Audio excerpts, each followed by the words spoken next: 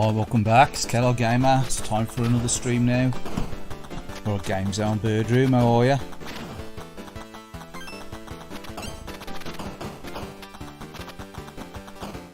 Alright, James, how are you, mate?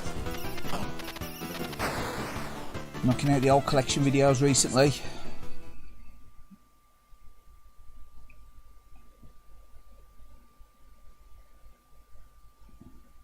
Yeah, just going to be playing a bit of this and that tonight. So the trusty old emulation station, RetroArch.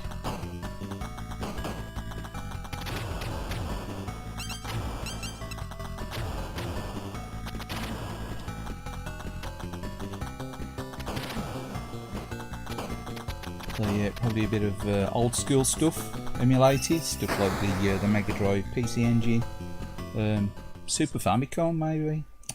Might even go on some arcade stuff depending on how we get on. But yeah, I hope everyone's well. I'd say it's been a while, not too bad. Yeah, I know you're moving again. You staying local, or are you moving other side of the country again, or?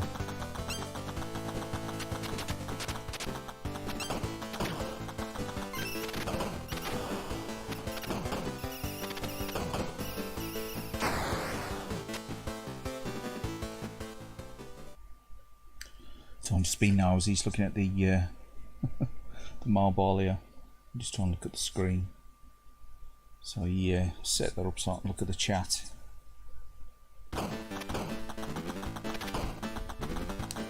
Oh, that ain't too bad, is he? That ain't too bad.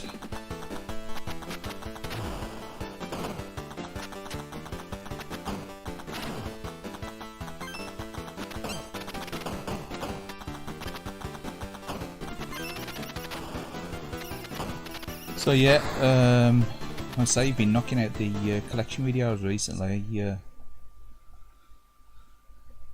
say you got quite a few impressive games in your collection, mate. Like Streets of Rage stuff, and you know, in Mega Drive. Oh, I love the Mega Drive stuff.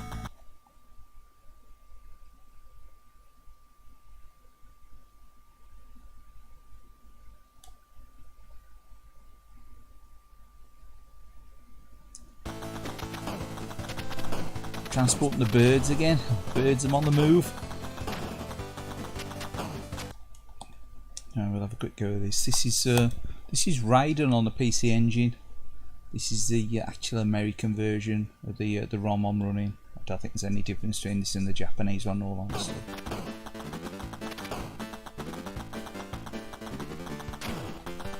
Just turn the sound up on the television. Very well through the earphone. Oh yeah. Yeah, there's always more games out there. There's always more games.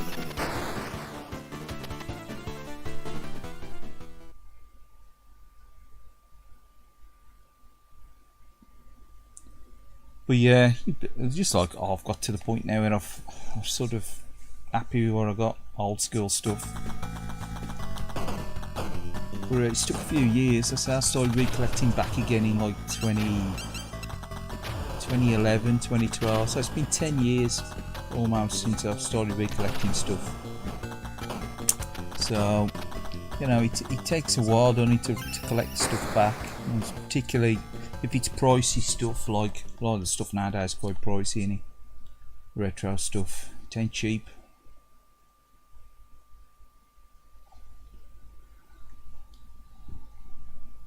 I mean, there's hardly anything you can pick up now retro that ain't going to cost you an arm and a leg.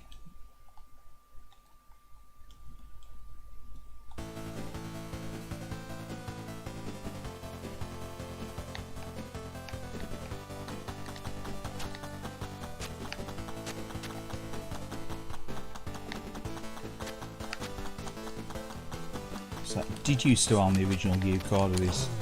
Sold it ages ago. Probably about four years ago, something like that.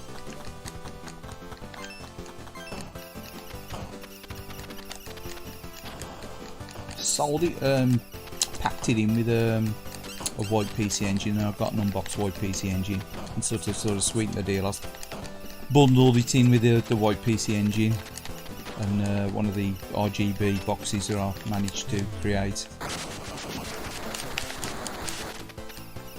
This ain't brilliant on the PC Engine in this game. It's good. It is good. It is good. It does feature a bit of glitching, a bit of slowdown. Sort of does push the engine a little bit, I think.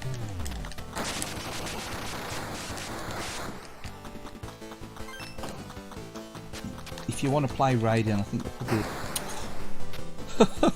you know, you got to get good at it for a start. But if you want to play Raiden, exactly, it's where repros come in handy.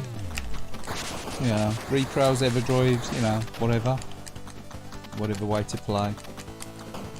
Really do like an auto fire on this. That's the thing with the PC Engine pad. It's got the auto fire. Whereas if you emulate PC Engine, unless you go into the settings, you ain't got that auto fire. Brutal game. Brutal game. Way too much stuff going on screen.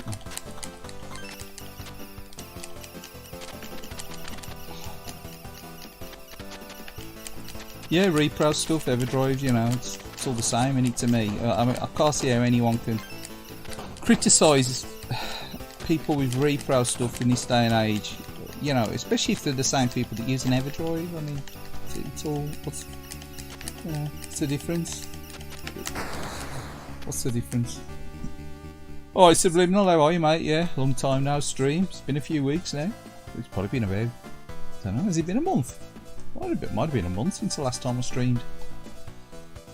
It's definitely a lot cooler up here in the spare room, the designated games room. It's been quite warm the past month or so. It's been way too warm.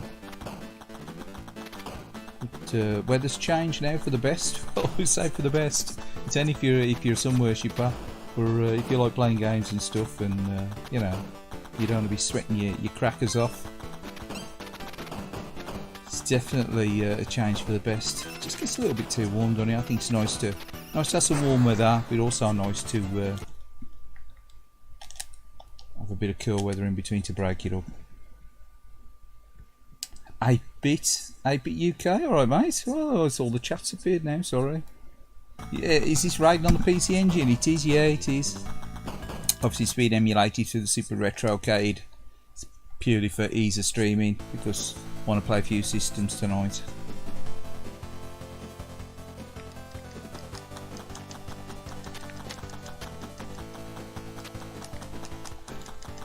But yeah, cheers to everyone on the chat. So I'll try and get around to any comments and stuff. But yeah, it's a little bit more manageable now to be playing the games and things up in the games room here, so I thought I'll pop on and do a stream. I do enjoy doing the streams, gives me a chance to play some old games and have a bit of a natter.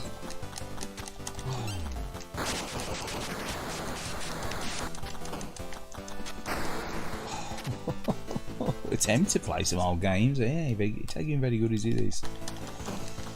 Can't blame the emulation lag, it's definitely the gamer's lag. It's definitely my fault. But this game is tough on the PC Engine. It is a tough game. It's a tough game anyway. PlayStation version, as I was going to say earlier, PlayStation 1 version is really good. It's probably the best version of Raiden I've seen. You know, it's sort of going up. If you can pick it up. I do believe you've got a PAL release as well. Got the Japanese one. It's got Raiden 1 and 2 on it. Really nice. So you can shoot their bullets with a blue laser.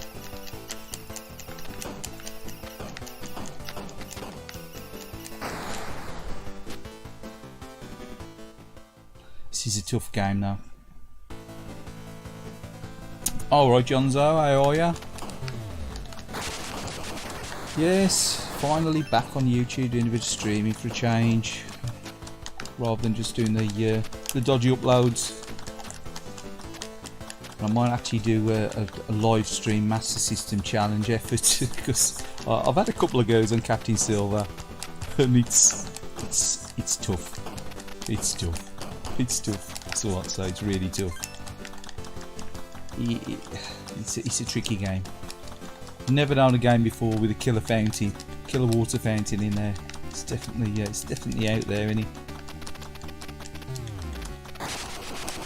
do remember playing the arcade version on emulation way back. I don't think I'd ever played the Mass System one ever.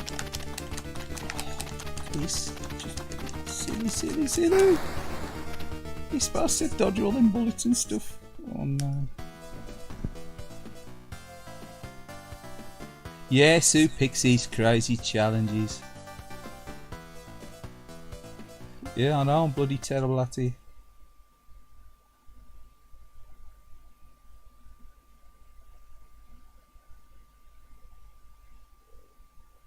Get on the auto fire. Yeah, I ought to put it on the settings and all. That's the thing with the PC engine. It's got the nice auto fire built in the pads, I think, and you don't get that with it unless you've got an auto fire stick, or you know, or you can go into the settings and mess with the auto fire.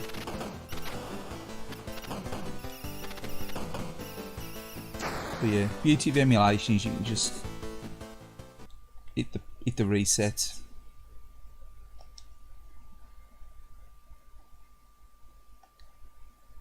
And just put another game on if you get a bit, you know, a bit crap at it, a bit fed up of it. But yeah, these are just some of the games that I've got on here on the old USB stick. There's definitely some are a little bit easier to play than others. Yeah.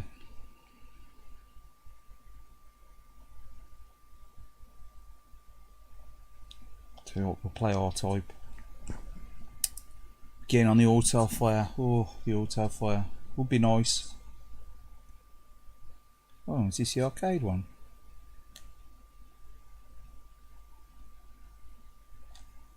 Is this the arcade one? It's a PC engine, isn't it? Why screens are looking so small? Is it? Screens are looking small, isn't it? Oh, look how small that screen's looking. Is it changing resolution? What's going on? Hold on a sec. Bear with me. What's going on here? Hold on. How's the content?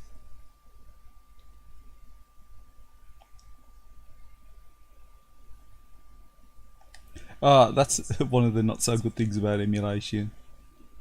Yeah, messing around with the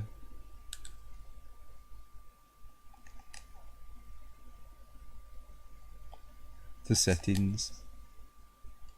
Let's have another go. Let's try that again. Oh, that's better. You got a nice big screen now, look. Yeah. Quite why they've gone into that, I don't know.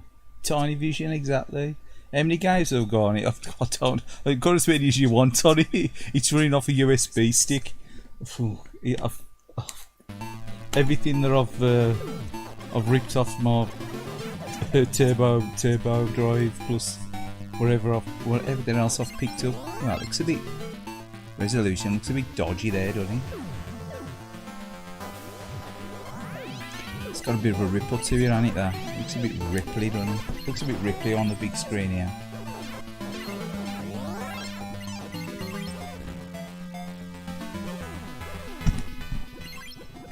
Yeah. No, I've just got everything that I've ripped off the Turbo Everdrive for the PC engine. Mega Drive stuff, just stuff that I've accumulated over the years. Same with the Neo Geo stuff that I've accumulated, as you do. And the same with the arcade stuff. The arcade stuff, when I picked the one RetroArch up, I managed to get it. It was sold with a free memory stick or memory card. There's got a lot of games on there, but it was free. Came free with it, you know what I mean? So I've got about 5,000 main games on it. So, tell you what, I can't stand the ripple on it, so I can't stand the ripple on that. That's not good. That's not good. We're gonna have to stick a bit of bilinear filtering on. I know people like bilinear filtering, but I'd rather have that than the rippling. I'd rather have slightly blurry screen than the ripple. 8-bit boy. 8-bit SNK boy. It's the 8-bit brothers. Well, yeah, James is whatever I want to put on it. To be honest, it runs just runs off the USB. There's gonna be blurry vision on this.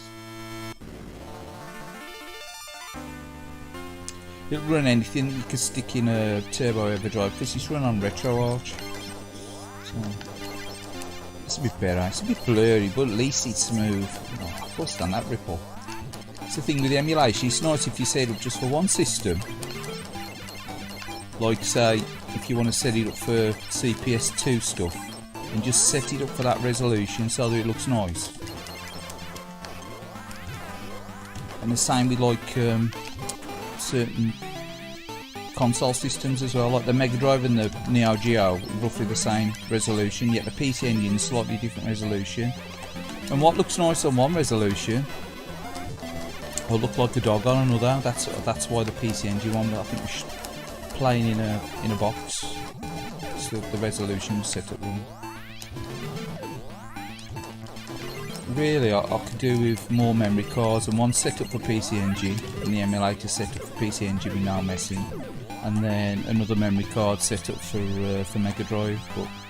But I've got Mega Drive and all the 8-bit stuff and the Super Nintendo on the same memory card.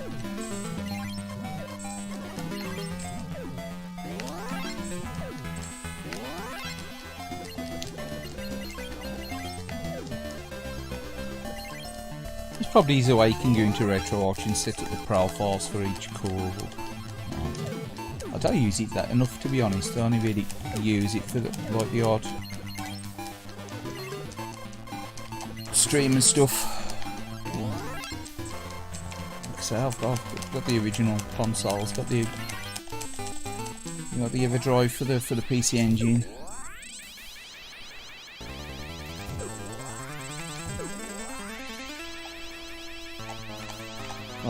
The clone carts for the Mega Drive for the games that I got original. So, and the Super Nintendo stuff. There's only a few Super Nintendo games I really like. That's just the ones I kept mainly. So, we're on waffling now.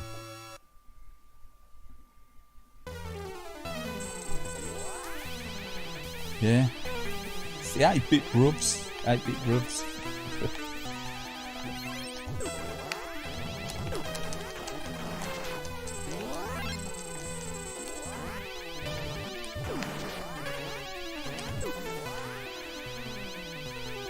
So it could be the actual emulator I was running in. The reason the stream is small, I don't know. But there is different resolutions on the PC Engine. It may take just like a standard resolution, much like a Mega Drive. It's got a couple of different resolutions, hasn't it? Different games use different resolutions. And all the standard resolutions. It's a slightly chunkier resolution available on the Mega Drive, isn't there? Apart from the 320 by 240, whatever it is. Stuff like Aero Blasters and that, and DJ, but I think a lot of the Kaneko stuff, they use that the chunkier resolution, don't they? I think Veritex use it as well. Yeah, another one. Midnight Resistance, I think that slightly uses the lower resolution. And so this is a slightly higher resolution PC Engine game than others. I'm sure it is. And even still, they had to add the slight vertical scroll to fit it all in the screen.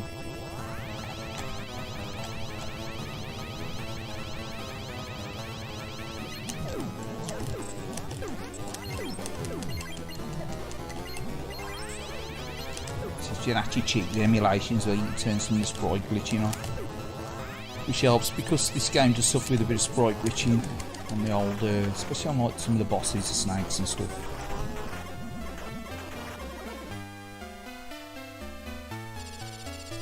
I actually prefer the Master System music. It probably is. You can play through the FM sound unit as well, while you're on the Master System. I remember buying the Master System version of R-Type years ago. It was expensive, wasn't it? Was that like a Was that a 40 quid game when it came out? It was quite expensive, wasn't it? Or was it a 30 quid game when the rest were like 20 and 25? I can't remember. All I know was it was an expensive game. I remember getting it. I was at college at the time. I've been doing say it's like work experience. Yeah, where you're doing a college course. That's just work experience. When it's like on the job work experience, with the office work, and quite a bit of glitching out now, the flickering, and obviously, you know, I did this work experience, and they had like a collection, obviously. Well, not obviously, it is obviously for me because I'm talking about it, but stop saying obviously. But they had like a collection, you know, to say thanks. Not to say thanks, but it felt sorry for me because I was at college and I was doing a work experience, and you treat you like a slave for a week doing office work, all the menial office work. So I think they had like a whip round. I got like 50 quid. I went out and bought R-Type with the money, to be honest, on a mass system. So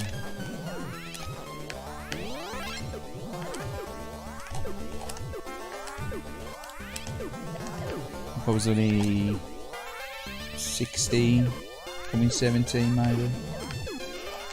So yeah, it's an expensive game. So I thought, oh, I'll treat myself with that. It's a nice bit of pocket money as such, you know what I mean?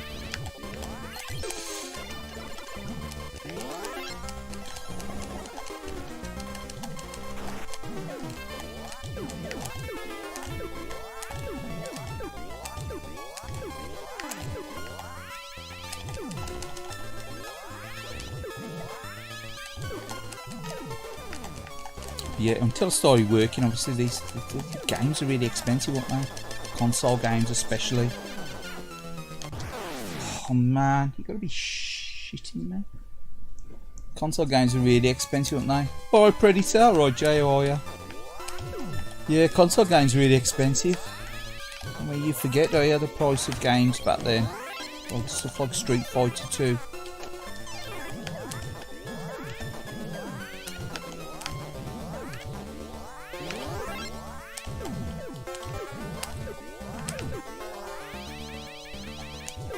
Expensive games, or cartridge games. Super Nintendo especially, they were really expensive, weren't they?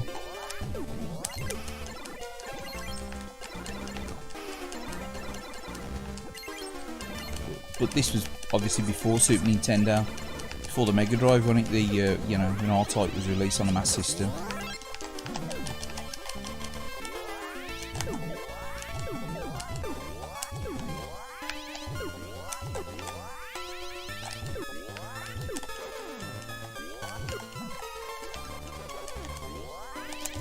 Get this done.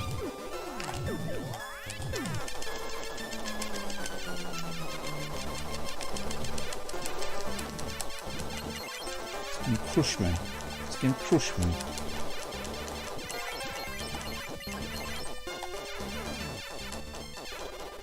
It's gonna crush me. It's gonna crush me. Yeah. It's messing about. It's messing about. Should have shot forward. Yeah, it is such an icon level. Yeah, it's a bit of a pain in the ass as well, isn't it, sometimes? You can either breeze it,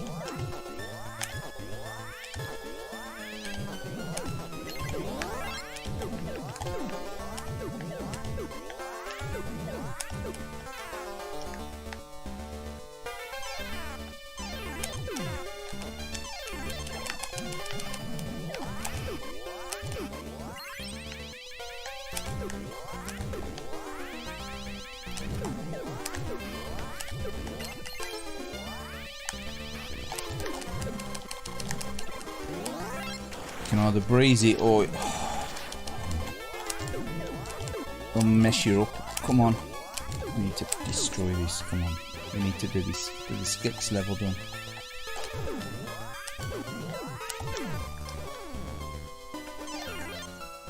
Bit of timing now, so we can sort this out.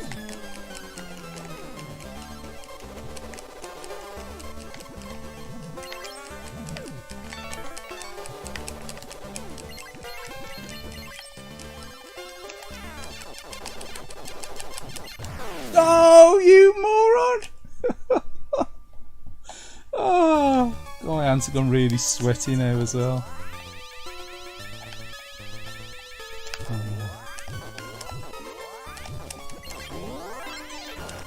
Oh, unbelievable.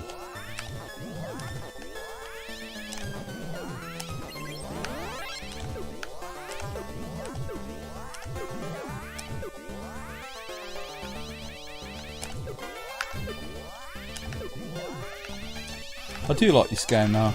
You know, again, shoot 'em ups. Love hating it with shoot 'em ups, I think. With most people, you know, they love to hate him. And he crashes and burns. Yeah, the game is quite tough.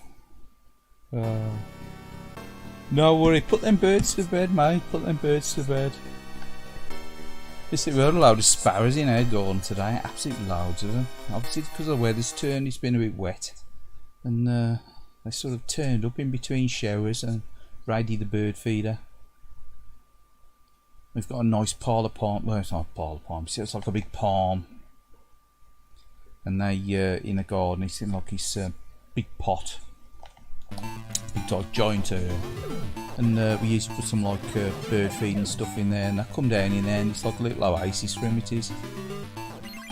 I love it, they love it. There was absolutely ruxy now. I bet there was over a dozen in there this evening.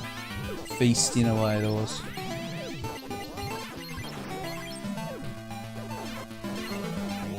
Again, we chuck someone else on.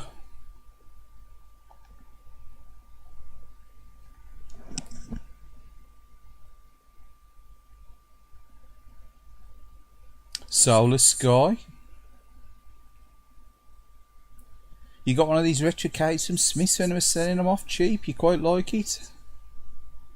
It's good if you can, you know, stick RetroArch on it. The basic system's alright, but like, you know, it's not too bad. Anyway, cheers for dropping in, Solar Sky. But yeah, 1cc still in sight. I don't think so, mate. Oh. Yeah, good luck anyway. Yeah, I'll have a go later on. Cheers, hey, big boy. Thanks for dropping in. Yeah, I will.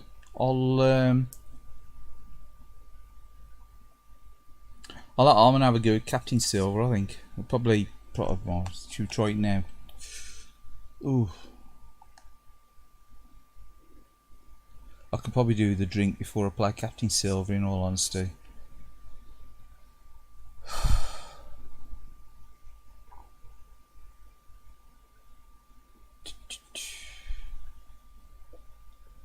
I always play the same games.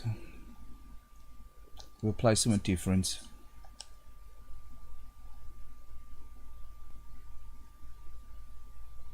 I want to take that off as well, that bilinear filtering. I don't like that. It's too blurry.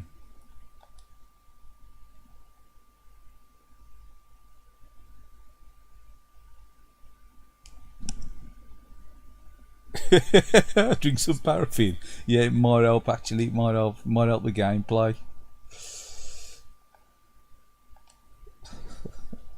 Yeah.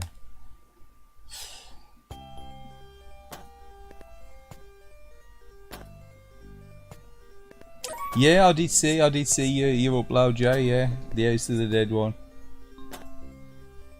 Is it easy to get the extra menu on it? Look it up. There's a channel on YouTube called Retro Invade. He's got the details on where you can go looking for the RetroArch files and stuff.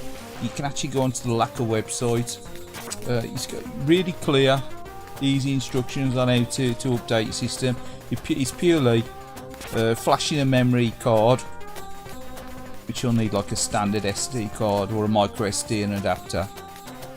Flash it to Lakka, and then it's just the soft mod. It's ain't an hard mod at all. You can revert it straight back to the RetroArch if you want. Just unplug the SD card and you go straight back to your standard system. But like, I know some of these systems run fine with the RetroArch and some don't run quite as smooth as others. I don't know if you can run Neo Geo on the RetroArch, the power one, but on this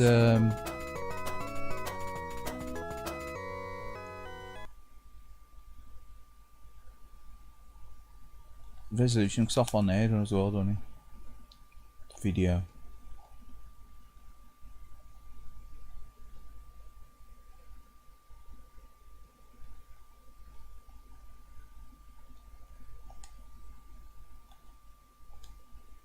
It's better. It's better.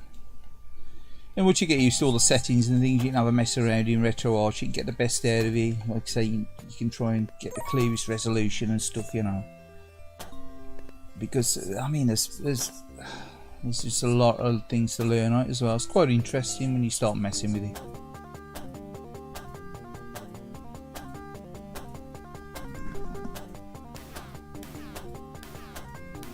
Yeah, they've got the Mega Drive 2 version, haven't they, with the smooth frame rate, plus the original Space Harrier as well. That'd be good, wouldn't it? That'd be good on the Mega Drive. I wonder if they're actually cheating with the hardware on that. It'd be good if you could get a ROM dump and try running that on original Mega Drive. I've got a feeling they're probably cheating and probably putting it through the 32X emulation part, you know what I mean? Cheating? I think they might be cheating. Don't think they'll get super smooth scaling on the Mega Drive. Not without the extra hardware and stuff.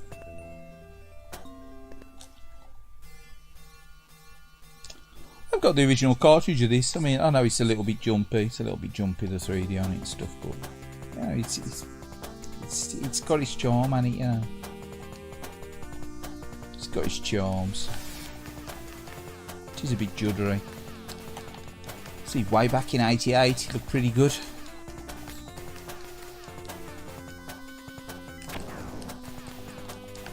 Even Thunderblade Day looked that bad back in '88, did it? Some people just hate Thunderblade in general, don't they? They don't like Thunderblade at all. Mate of mine at school absolutely loved this game. He didn't like Space Harrier anyway. He just didn't like the arcade of it either. I think he's probably crap at it, to be honest. I think that's probably why they like it.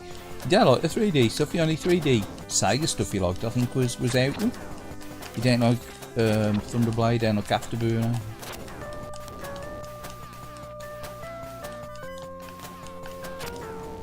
So I remember him coming around the one time, and you know, long after we'd left school and stuff.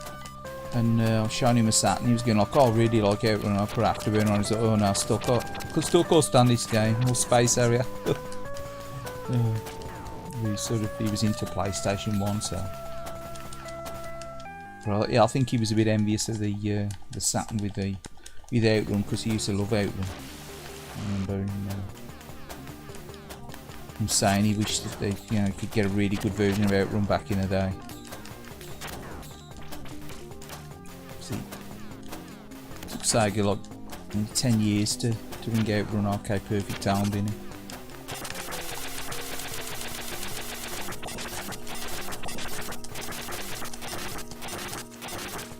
This is 34 years to bring a super smooth version. 34 years to bring a super smooth version of Space Harrier 2 to the home.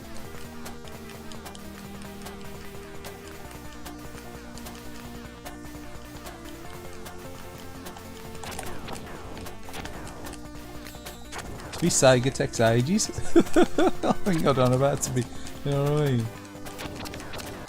It just took ages to be this good. It takes ages for him to get it right. Get ready? Yeah. Yeah.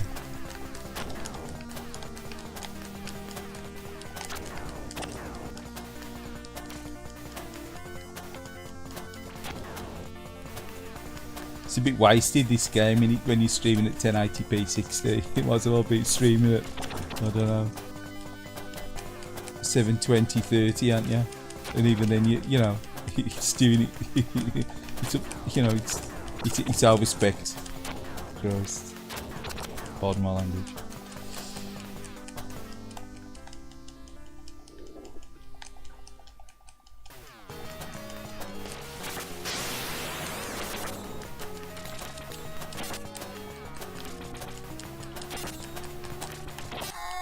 I mean, you can't say the sprites are quite big. It's just the, Get ready? you know, chunky. You got like transparent shadows and stuff. You know, it's. Oh, let's see. Look at this guy. Get ready?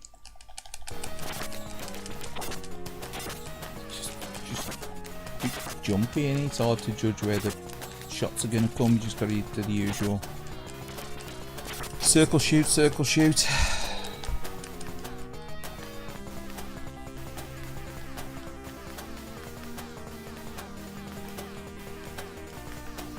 Sega and arcades, yeah, right there, James. So Sega and arcades are just like, it's like a cup of tea and a slice of cake, eh? And they just get together.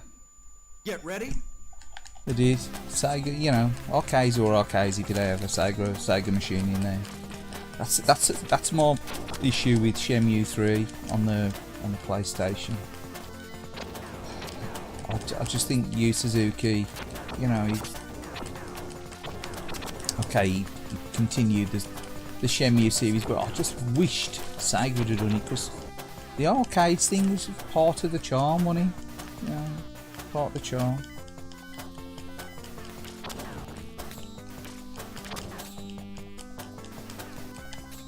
You know, Sega arcade machines in there. Yakuza carried it on if you got the Yakuza games. Oh yeah. Get ready. Oh yeah, get ready.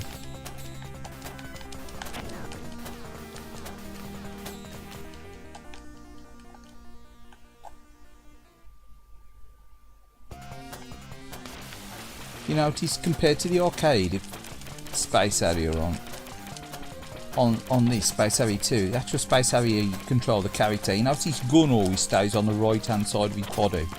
Yeah, you look at the arcade version of the original Space Harrier, the gun switches place, doesn't it? Obviously, because much like the Ferrari sprite on Outrun, it sort of mirrored the sprites, didn't they? They just like mirror image them. Obviously to save memory, I suppose. You wouldn't think I'd need to save memory, would you, with a coin op? But yeah. Exactly, it did. So I remember my mate getting this. He got this Thunder Force 2. What else did he have? Oh, was it World Soccer? Was it World Soccer? That soccer game that was released as well. Near launch of the Mega Drive. I think that was the 3 games he got. He got this, World Soccer, or whatever it was called, or Soccer 90, Soccer 80, or Soccer 90. What would he be called? 90, would he? What's it called? Sega World Soccer or something.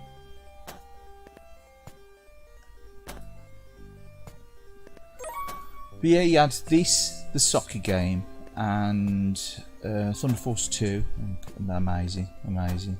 So, close this down. Then you're going to play with a Thunder Force 2. I like Thunder Force 2. You say a video was a Thunder Force 3 I did the other day, but I do like Thunder Force 2.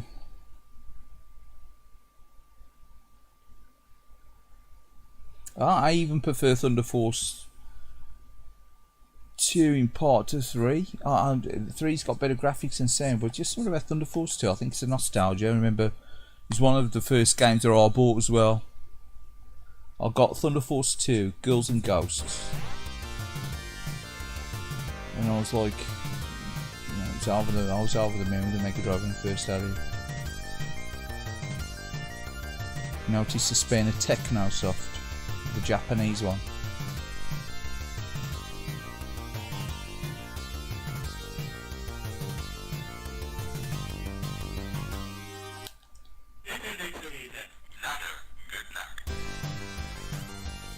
And I'm going to restart that, because I'm going to go into the settings.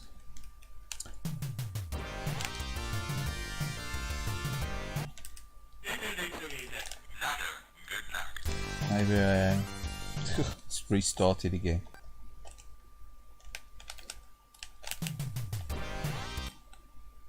See, no.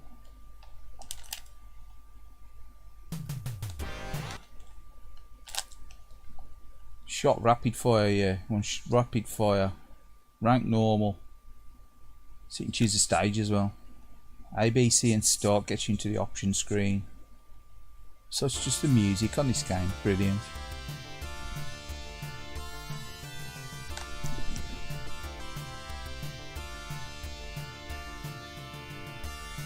No, it swears on the original. It swears on the original on the Sharp 68000.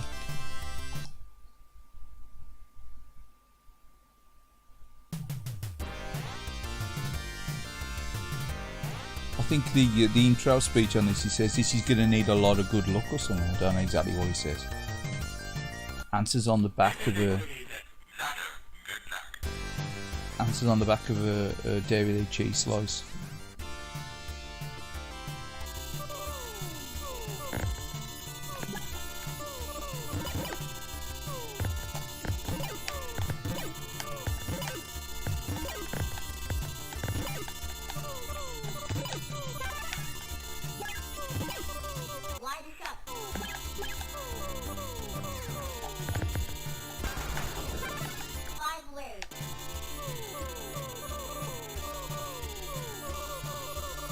Yeah, I love this game. When I first seen it running, I was like, man, compare this to something like, you know, that you had on like the, you know, on computers at the time, or the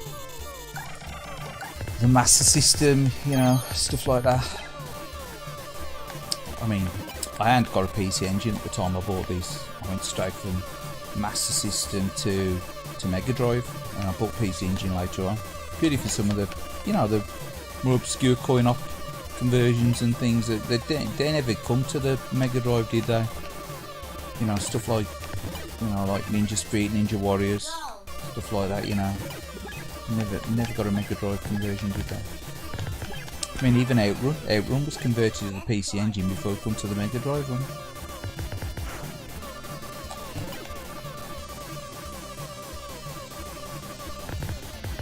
So that's why I got a PC Engine, for them sort of games that you just couldn't get on the Mega Drive. Oh, God's sake! Pardon me, blaspheming again.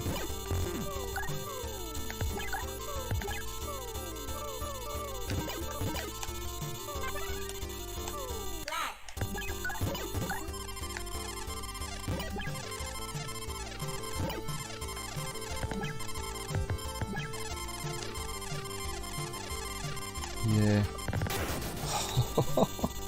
Straight through. Oh no. See, you need to get the shoot the ground bases, sort of release your power-ups.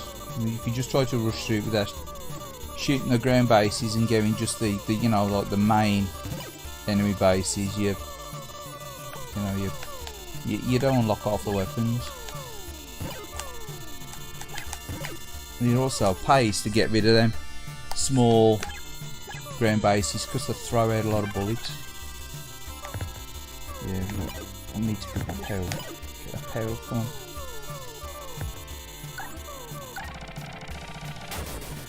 It's like the army shot, useless for ground bases.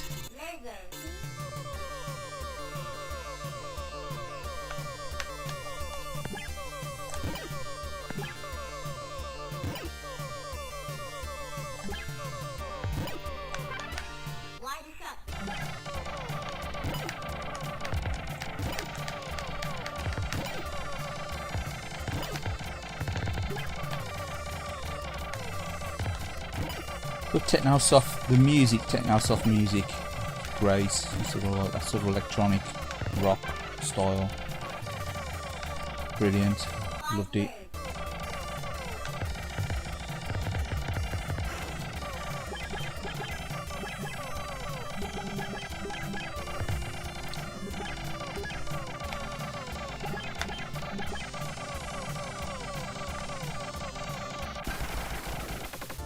Oh well, that was fun.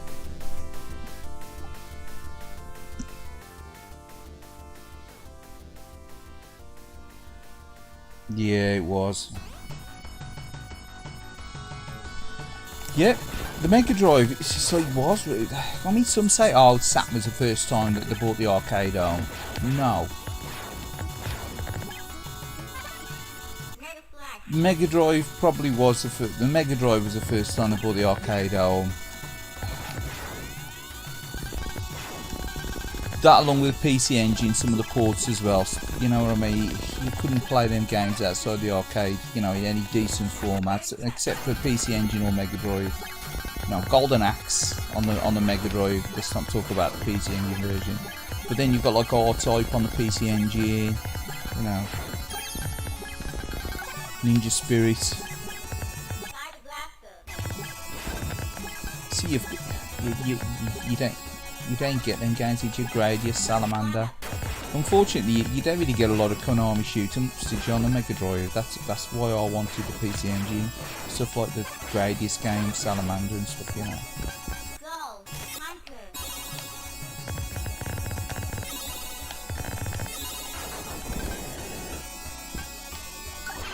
I mean, if a Mega Drive got them games released on it, I probably wouldn't have ever really gone down the PC Engine route. You know what I mean?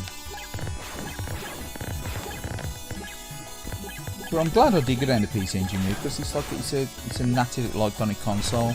But again, a lot say, oh well, Saturn or PlayStation 1 bought the arcade on. They don't. It was the likes of the PC Engine and Mega Drive before then. The systems before that weren't really capable of bringing the arcade truly home, were they? Saying that, if you got an NES and you know you were playing Gradius on the NES, I suppose you could argue that brought the arcade home. But for me, I think the Master System didn't really bring the arcade home for me. It was not. I enjoyed playing like Outrun and stuff on it and Hang On, but it didn't really bring the arcade experience fully home, did it? It was an enjoyable experience, but it didn't really bring the arcade experience home, did it? It's just fast, isn't it? It's just fast, isn't it? Didn't you, Eddie?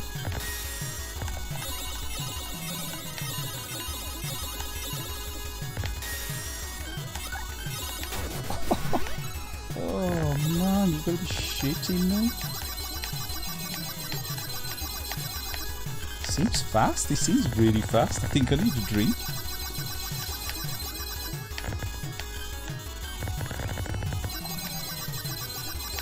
So modern gamers, that's there, I think the games are tough.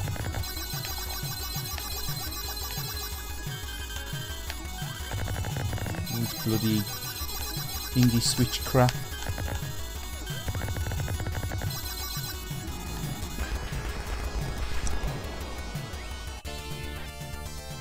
Yeah, it did actually, you're right there, Johns, it did, didn't he? Thunder Force Arcade did bring the arcade, Mega Drive to the arcade. Did anyone ever play a Megatech system, arcade system? It was a Mega Drive arcade, like a bit like, you know, the Neo MVS, I was pissing about. The Megatech, I played on the Megatech, I played Alter Beast on it. What else I played? I think I can't remember playing anything else now. I think I just played Alter Beast on it, and I was like, oh, they say the arcade. Sorry. Alter Beast on the Mega Drive arcade, perfect. I do like the arcade version of Alter Beast.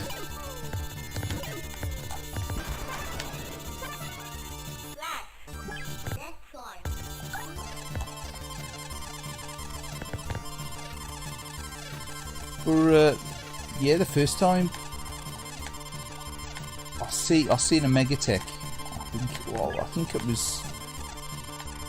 Oh, when was that now? It's got to be in about 88, 89, the same. It was in a small coin-op centre, and they've got Power Drift and stuff, and they've got this Megatech system on there. They've also got a Play Choice 10 as well. But yeah, it was a Megatech, and it was there was a timer on it, and obviously the Mega Drive games were on a timer. You could choose what you wanted to play.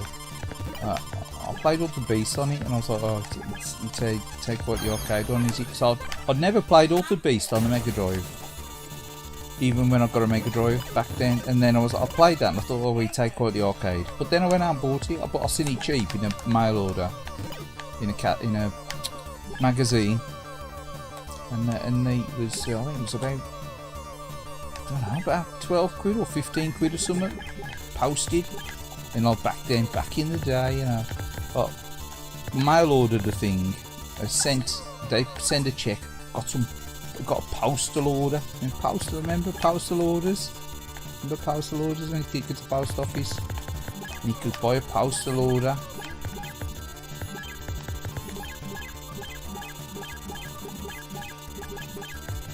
Yeah, I've sent off it with a postal order, pay for it by postal order.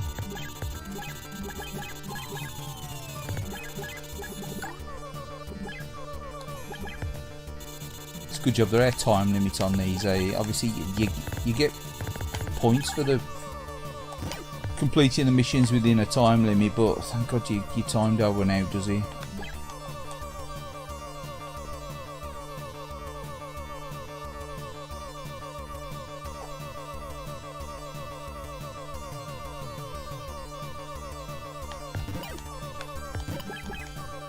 Because some of these stages seem to go on forever, don't they? These above view stages to find the. So you got to follow these around. You can find the bases.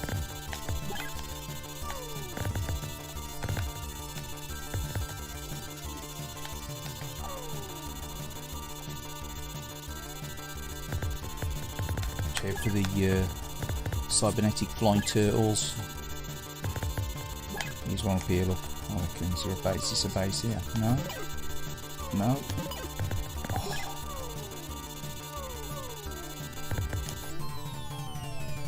Brutal, isn't it, with the bullets on this?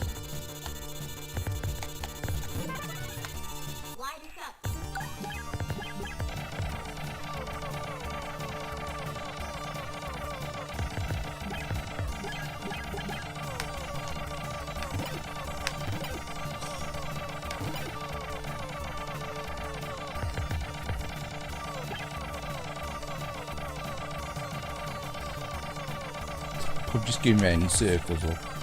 Here's a base, look, here's a base.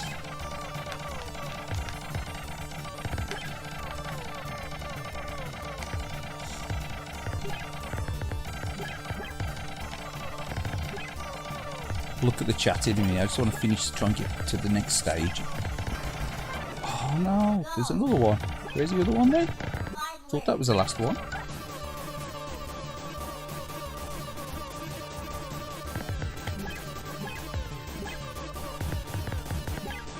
Around here somewhere, surely. Come on. Get through this lot, eh?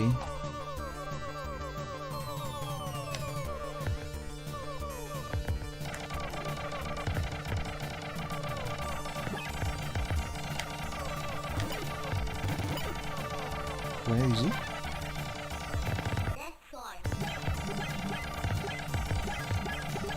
Be around here somewhere. Come on.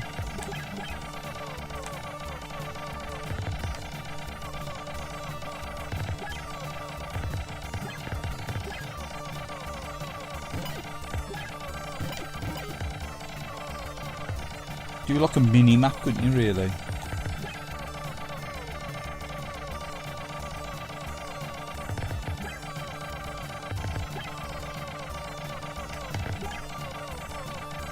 Should be down here. Try our luck. We've been down here. Oh, this looks promising. Yeah, here it is.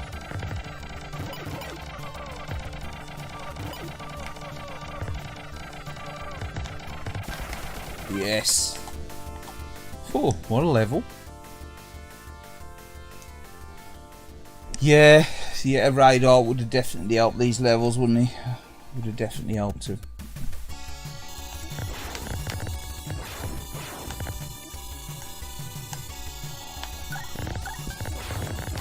So I'm picking up power up. The old side blasters. Oh, too slow.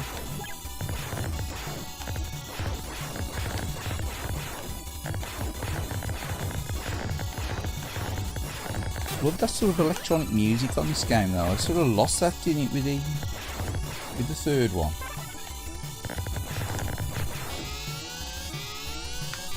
Oh!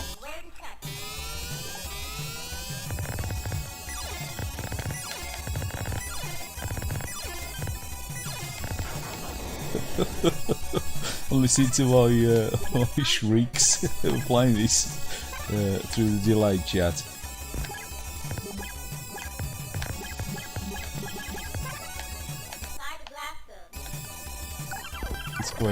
Oh, you shit. Oh no. Yeah, he did, didn't he? Yeah, I say, I do like all the Thunder Force games. I don't like any of them so much after 3, I've got to say. I think they sort of went a bit over the top with 4. I think they tried to do too much with it.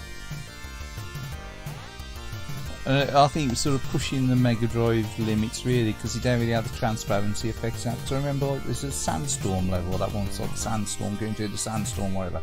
And it just looked a bit bitty, didn't it, with they got the dither in there and got the transparencies up there. So I think they should just sort of try to keep the graphics look a bit, keep a bit cleaner maybe, keep them a bit cleaner. Postal orders, yeah, the postal orders. I remember a postal order. Postal orders. I don't think they do them anymore, do they? Yeah, send your reply to this question on the back of a stamped addressed envelope too. You remember that, the old stamped addressed envelope? Whereas now you just be like, you know, send your answers via email or whatever, you know, or Twitter or whatever it is you want to use. You know, back in the day, before all this electronic tomfoolery. But yeah, there was enough of that. Right, what I'm going to do is we're going to reboot. I'm going to reboot and then we're going to am I on Twitter? No, I got a Twitter account. Going to reboot it and we'll play a bit of Super Nintendo, and then I'll probably have a couple of minutes break, come back and then attempt Captain Silver.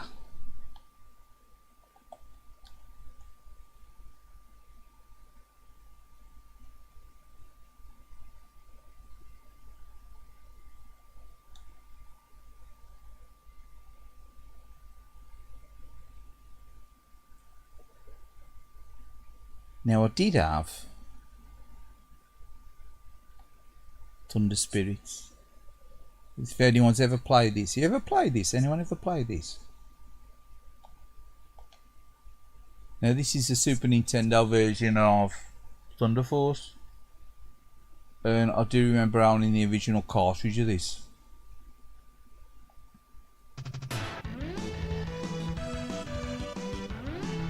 Oh, they pay a lot for it, and it was awful because it was played by super slow down.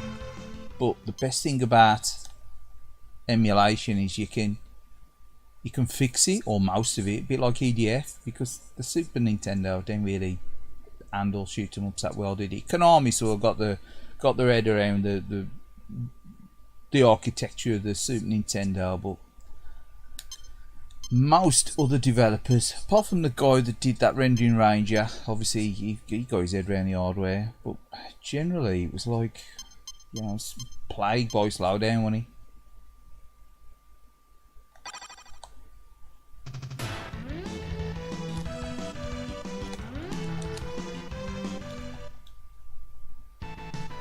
Now this ain't a bad game now if you turn the slowdown off, or you bypass the slowdown, because you'd only have to have the rapid fire on. That's why it was in the option screen to turn the rapid fire on this game. It was like a standard, because if you selected rapid fire on this game with a standard Super Nintendo cartridge, which I advise no one to buy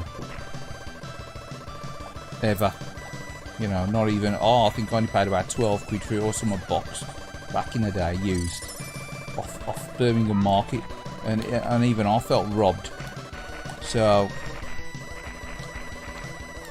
I wouldn't recommend anyone buying a cartridge of this,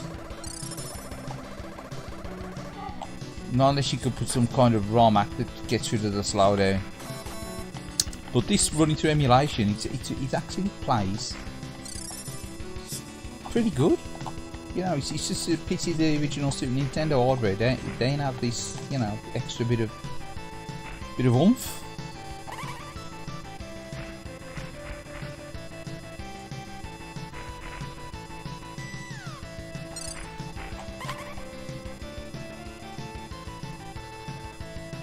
You know, because even the music, while not quite up to the Mega Drive, pretty cool, you know.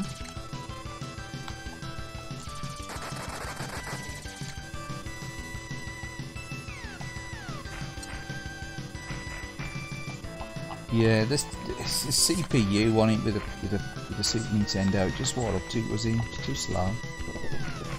Just trying to burden everything on the GPU. It was too much for him. Weird choice by Nintendo to make the SNES kind of backwards compatible with the NES, because it was like a custom processor on it that was sort of based around like the same as the 8-bits in the NES, like a dual 8-bit one, wasn't it? Yeah, they rejected the PC Engine design for the next Nintendo.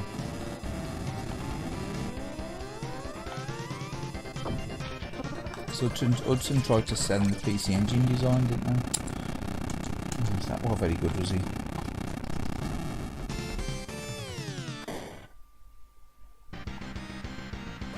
I think they tried to make it so it was like kind of backwards compatible with the NES. I think they got some sort of idea that it was going to make it backwards compatible with the NES, be like the Mega Drive was with the Master System. Because I think the NES was that popular, wasn't it? And I think that maybe they thought, well, if things didn't go that well with the development on the Super Nintendo, they was probably going to rely on the back catalogue, backwards compatibility of the NES, as a fallback. It was like the secret weapon, a bit like Microsoft's done with the Xbox. Unleash the secret weapon, the secret weapon of backwards compatibility. Which everyone says, oh, Sony was the first ones to do it, were they? No, actually, Sega did it with the Master System on the Mega Drive, didn't they? So, as far as I'm aware, it's probably some home computer who got some sort of backwards compatibility as well, if you think about it. Like the Spectrum 128 were backwards compatible like the 48. But console-wise, it was a Mega Drive, wasn't it, with a Master System? They playing this a little bit serious at all. Just babbling on. See if you can catch a missile. We say without the slowdown, this is like quite impressive.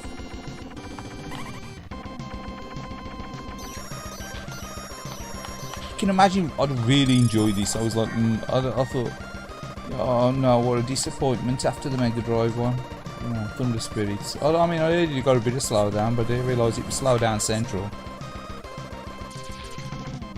Shocking.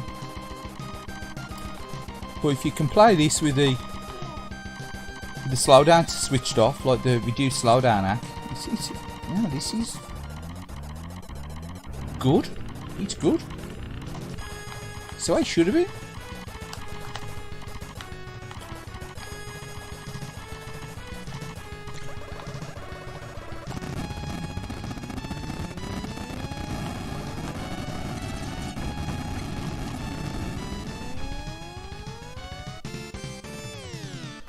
Yeah, they tried to push the backwards compatibility, didn't they, with the PlayStation 2. To be fair, the PlayStation 2 sales has struggled on for a while, didn't they? PlayStation 2 in Japan, they were selling consoles, but they were selling games, were they? The games were selling.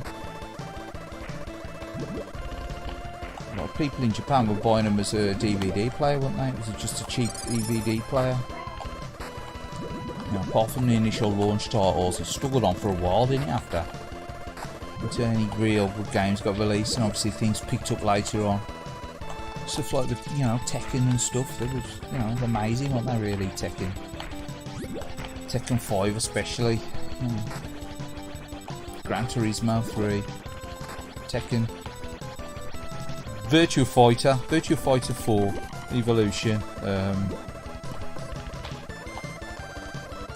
The Tekken series, they sort of swayed me, and Gran Turismo swayed me to getting a PlayStation 2. Up to that point I got no interest. None of the Sony IPs and stuff really twisted me arm to buy a PlayStation 2.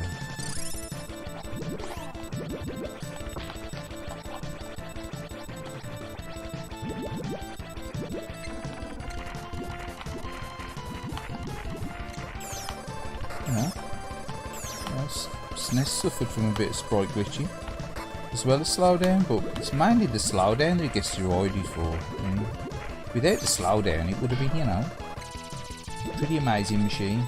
It's still an amazing machine, what am I on about? It's still a good machine. It just would have been an excellent machine.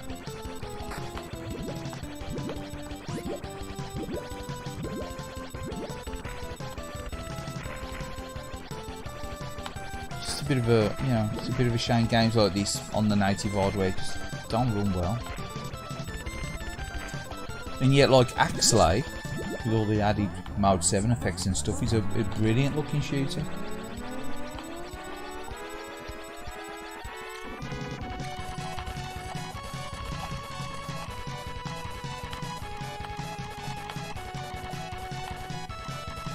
It's obviously one of the, this sort of thing is one of the plus points of emulation, especially systems that have got like an inherent flaw, like the slowdown on the Super Nintendo. Sort of killed a lot of these games, didn't it? But it sort of, it allows you to, it unlocks the game to its full potential, doesn't it? You know, not that I'm, you know, it's sort of cheating really, isn't it? It's cheating. It's also a bit squashed up in it, that screen. Anyway, what I'm going to do, I'm going to go and take a break for like 5 minutes. I'm just going to grab a drink. Probably not 5 minutes, maybe. And then I'll catch you again after the short break. I'll just put it on the wait screen. So I'll be back in about 5. I'll probably try to get somewhere with Captain Silver on the Master System Challenge.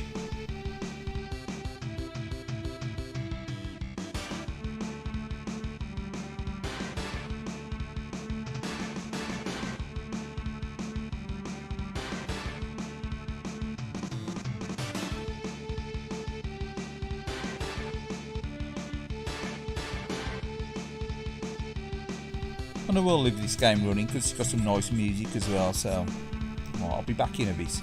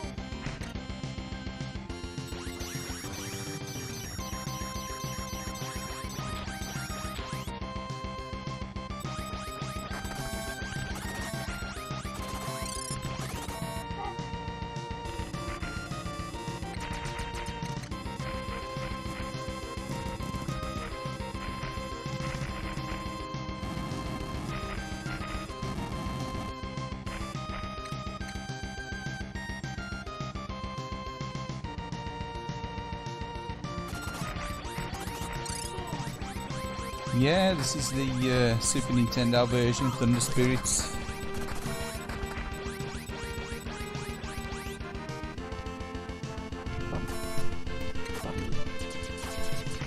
Right. We're back. We're back. We're back.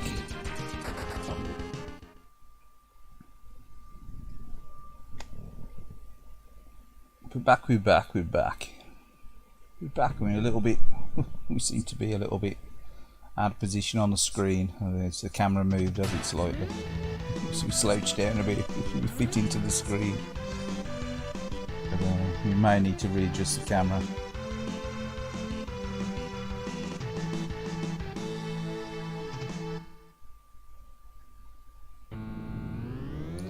But no, I think we can stay slouched down here, it's quite comfortable.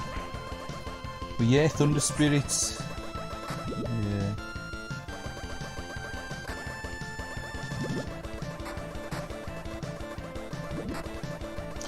Again, it's, you know, it was plaguey slow down. Sorry, I've cut the mic. It was plaguey slow down, the original cartridge.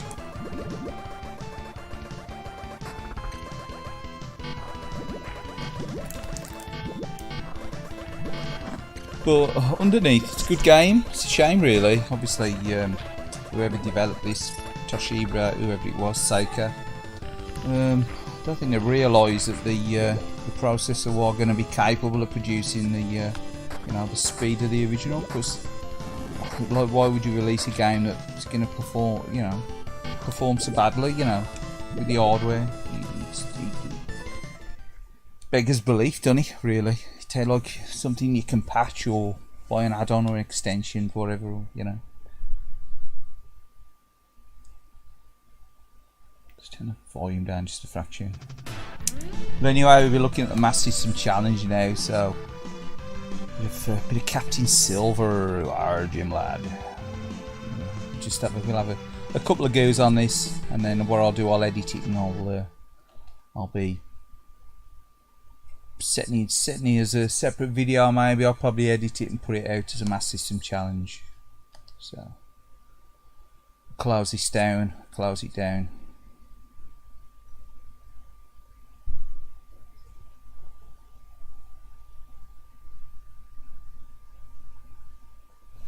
Now what I will do, actually, I'm going to adjust that camera.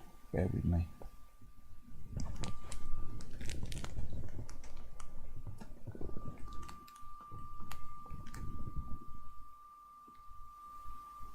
See, we're a little bit back. We're back into position now. A bit more like it.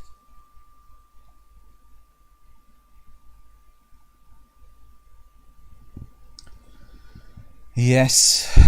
So what we'll do, we'll go. We will reboot, so we improve. There's no jiggery pokery going on, no save states or nothing.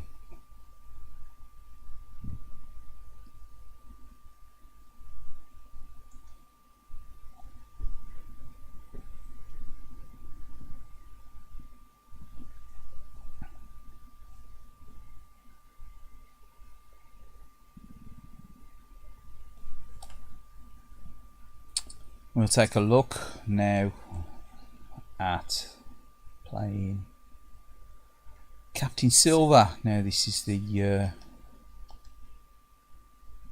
so now we're going to be attempting the Master System Challenge. So this is being played live on a live stream. But Captain Silver on the Master System.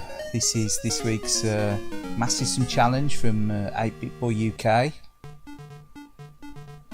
I've had a couple of goes on this the other day. Just going to turn that volume down just a fraction. Try to refrain from swearing because this game is a little bit tough. It's a little bit irritating. You know, it's nice enough, but we'll have a crack. We'll have a crack at it now anyway. So we'll have a go. We'll see how we get on.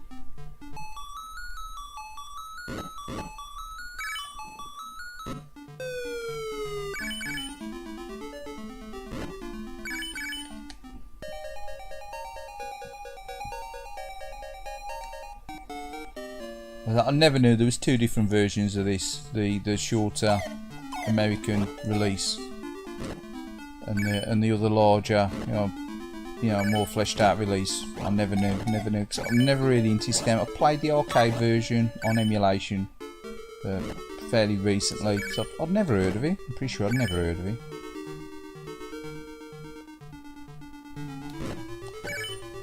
I do remember way back seeing Captain Silver and it was a Data East game on the Master System.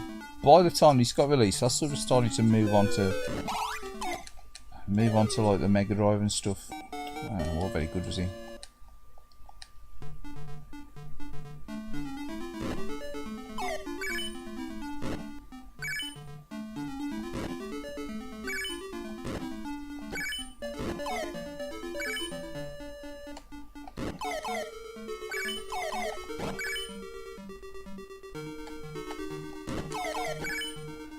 Previous attempts at this, as I say, it's probably about the third time I've played the game ever.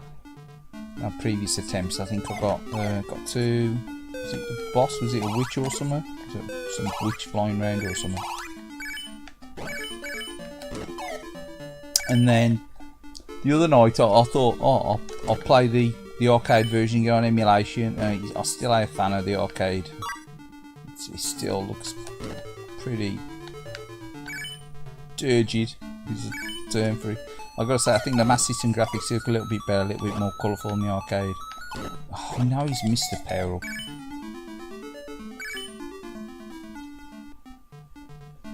Obviously it lacks some of the finesse of the arcade, this. But so it's pointless trying to tackle this guy. I think he's supposed to be the Pied Piper of Hamlet, isn't he? Because I think it's... So we got the power up now and tackling.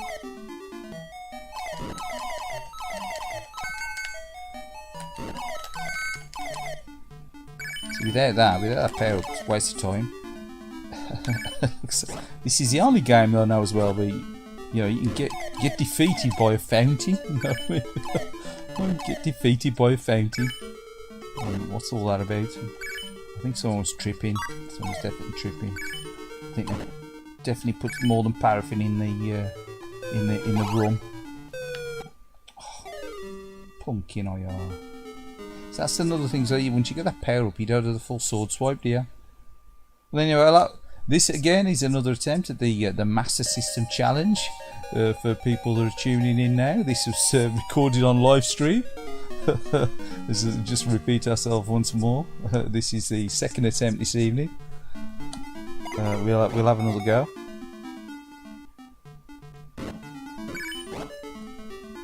On the Master System Classic. Yeah, I've got to say, I don't mind it. It's okay.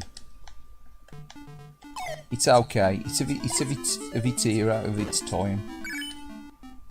Probably this and the arcade. The arcade looks a bit, for a 1987 coin-op. I think Data East. I don't know what hardware they were using, but I think they needed to step up the game when stuff like Afterburner was out, and then you got,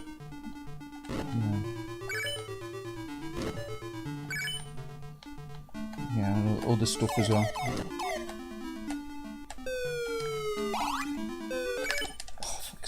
It just cheeses you. I think this game does, it cheeses you with stuff like that. It's how good. It's how good game design.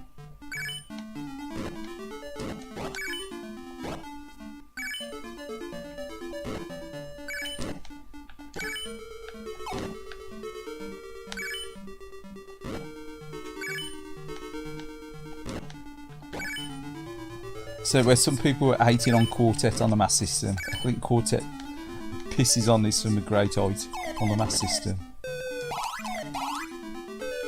How you could rate yourself a Quartet? I think you must have, I don't know, rather large turd in one side to rate yourself a Quartet on the Master System. This is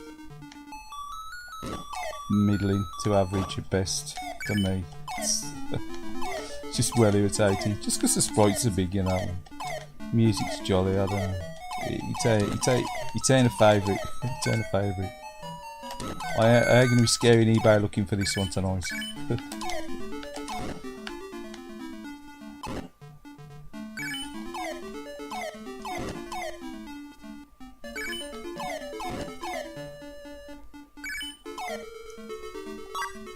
But then again, it's again with video games, much like music and films, it's all subjective, isn't it? Everyone's opinion.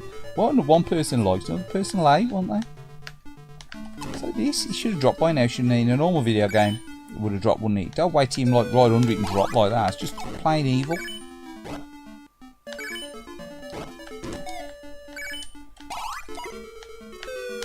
What that? Plain evil. Oh, and here we go. The waterfall, the bloody fountain of doom. Captain Silver and the fountain of doom. It's gonna run out of time as well. See if it ain't, you know, mean enough, but it's gonna kill you with a bloody killer fountain. It's got a bloody time limit on it as well. It's gonna run out of time anyway. Look, I can have enough time. I'm gonna run out of time now before I get to the boss. You watch.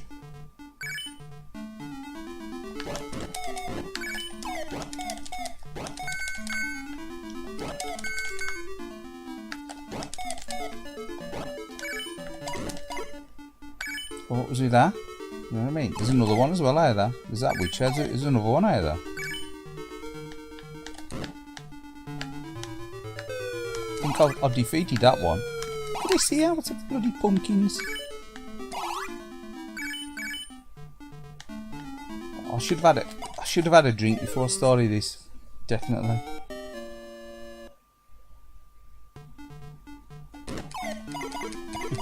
Don't buy anything. Exactly. Oh, don't buy anything, especially off eBay when you've had a drink. Don't get paying $49.99 for bloody Captain Silver in mint condition.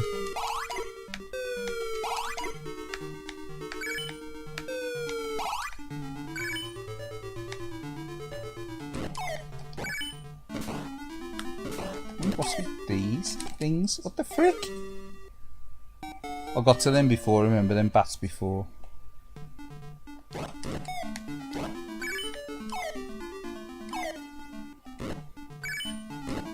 Yeah, I'm quite happy with what I've got. About 15 or 16 Master System games, and is it time over? Yeah, I think that's my time over with Captain Silver. I just can't get my head around it. It's one of them. It's poor old Captain Silver, you know, bless his heart, but he ate for me. So again, that was my attempt at the Master System challenge this week. It was fun. It was just fun. And cheers. And anyone tuning into Master System challenge, thanks for viewing. Catch you again on the next Master System challenge. But yeah, anyway, we'll move on.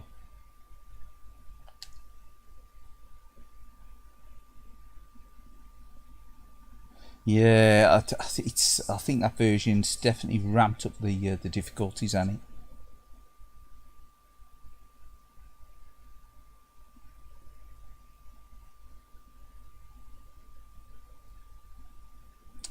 So what are we going to play next? Oh, I think we might actually play with some more Super Nintendo. I don't know. Oh no, actually no. No, I'm going to do. I'm actually going to play some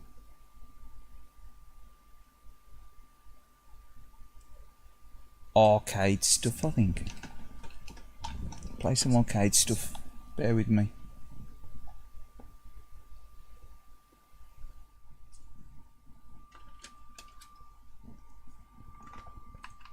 Yeah, try playing a bit of arcade stuff.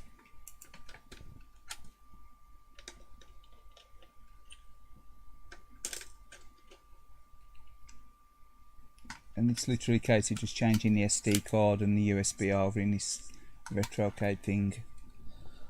Booting it back up, and that should be it, hopefully.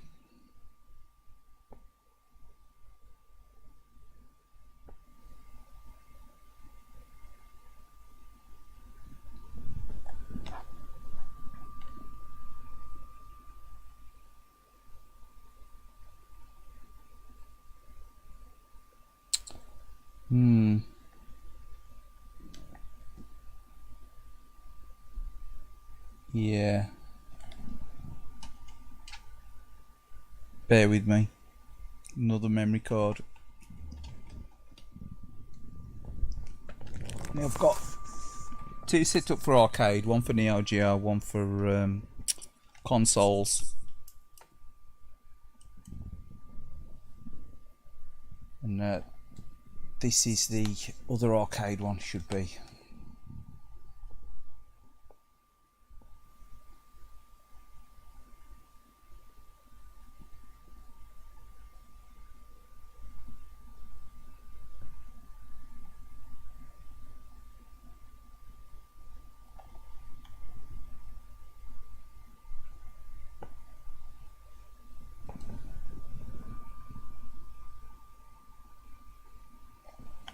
I think I want to have to go into the settings and adjust this as well.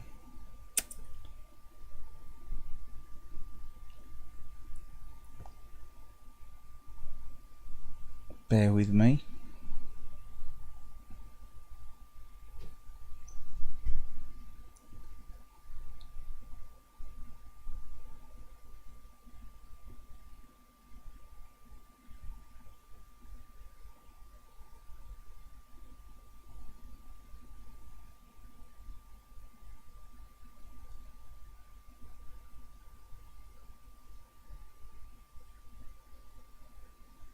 So the screen is now absolutely ginormous, so I'm going to have to go into OBS and rectify that.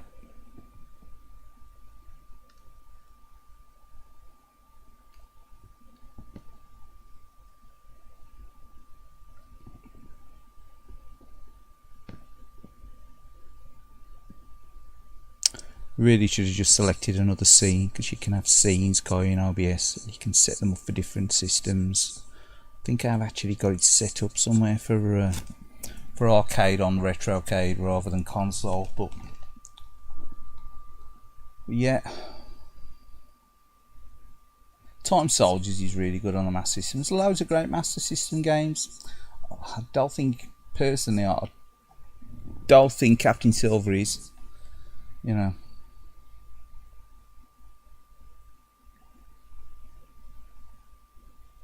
For me, it ain't up there.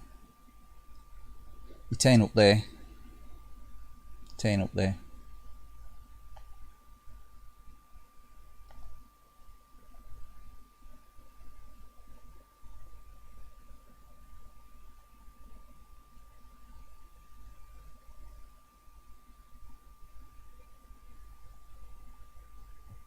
This is a game that I like. Carrier airing. You'd say Captain Silver's better than Indiana Jones on the Master System. Yeah, I'd agree with that. I'd agree with that.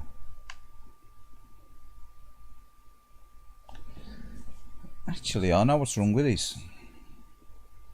Yeah, it ain't me.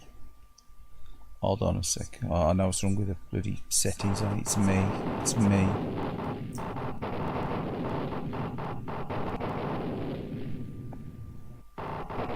For a start, I need to turn the scan lines off, because YouTube hates scan lines on.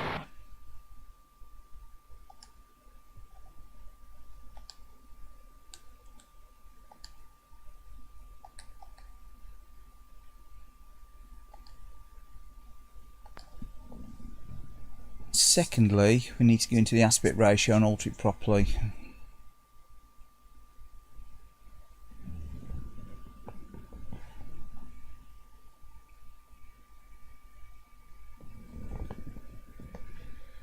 So, she's better.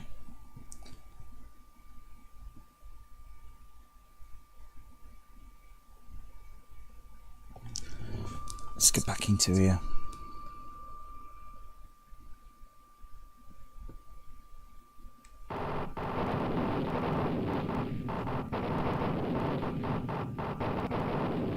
Close up my ugly mug on the camera as well. Nice.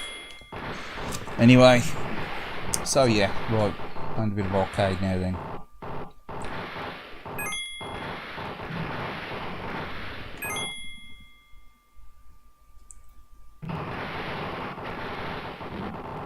I'm sure I've got this set up on scenes anyway, so I didn't really need to be doing that. But it's a bit late now. It's done it on the fly. It's exciting. It's exciting. Yeah, and what we'll do now, we'll Shrink that down a fraction. That's better. Right, so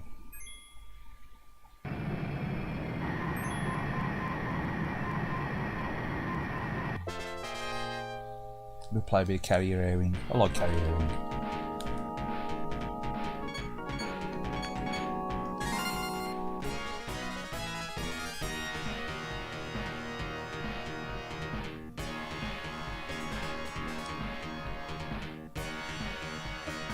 It's got that Capcom music, and that Capcom arcade music. It's such a crying shame they just didn't really get like a port back in the day on Saturn and PlayStation 1 or whatever.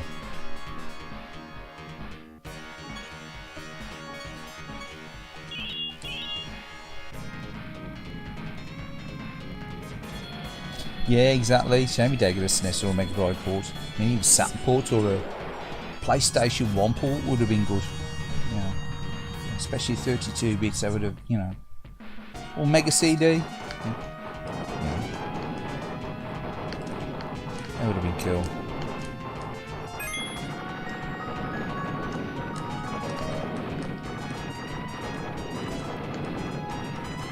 Shooty shooty, playing shooty, pew pew. Oh, pew pew.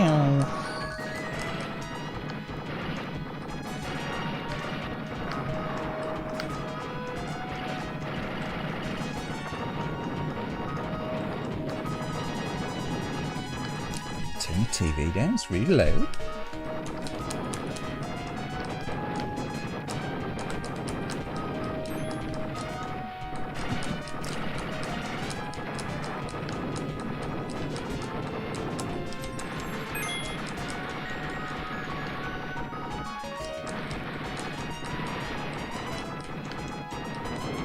Yeah, I thought this was great back when. So it's at that time at the Mega Drive when that was out.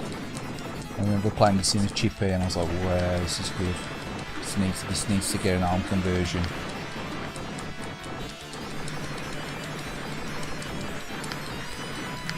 And so the nearest you got at the time was probably UN Squadron Money or Area 88. Yeah, I've got Area 88 UN Squadron, that's really good.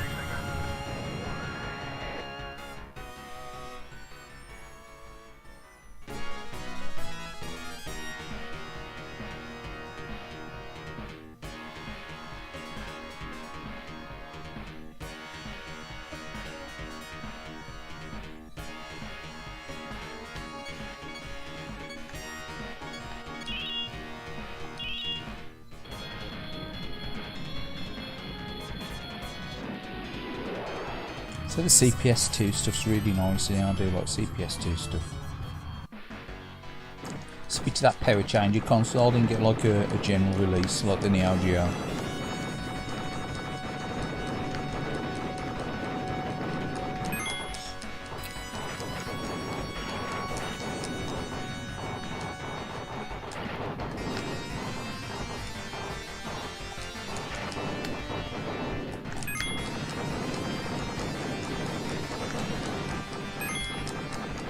You know, can you imagine back when, you know, same time as in the Neo Geo and that playing this and, you know, Girls and Ghosts and stuff from like Strider and Street Fighter 2, and, you know, really good one, like, you know, up there with the Neo Geo experience and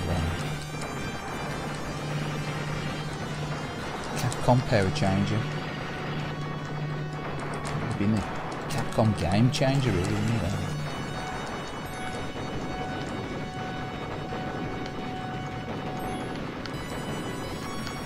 I would have loved that, you know. At the time I bought Neo Geo, I got, you know, power change and Girls and Ghosts and stuff and that on it. That would have been awesome. That'd definitely bring in the arcade arm, wouldn't it?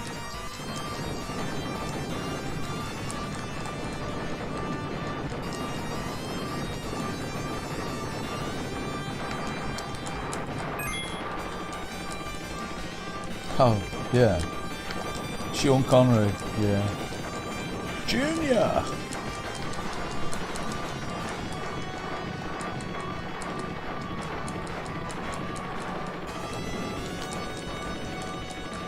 Indiana, that's a dog's name.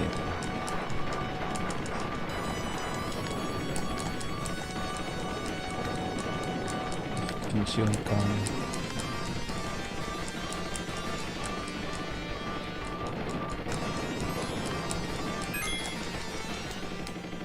Shoot the beast. That's entrapment.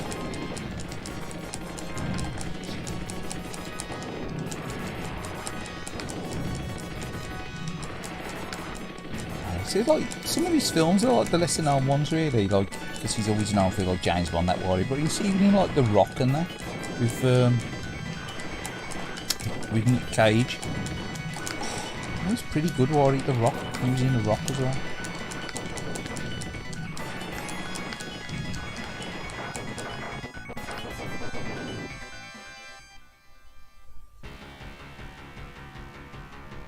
Bringing the arcade home. Yeah, yeah. US gold. Gold, the gold standard. US gold and brown standard.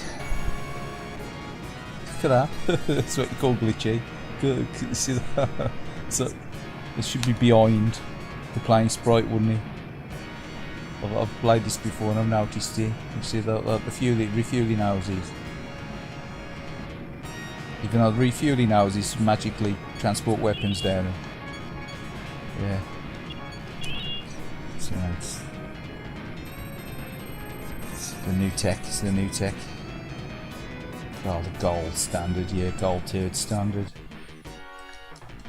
US gold. Hi, my name's Sean Connery, and I'm here to promote US Gold. Yes, a great software house of the UK. I do believe that they were based in Birmingham. Produce absolutely superb games.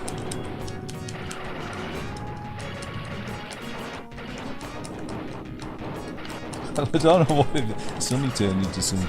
Yeah, well, sorry, he suddenly turned into some kind of Nicola Sturgeon-esque weird Scottish accent. So yeah.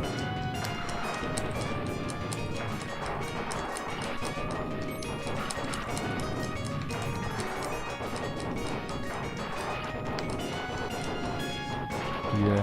Junior! That's definitely the one. Definitely the one. It's definitely my favourite. It's one of his favourite roles for me, that one. Indiana, that's a dog's name.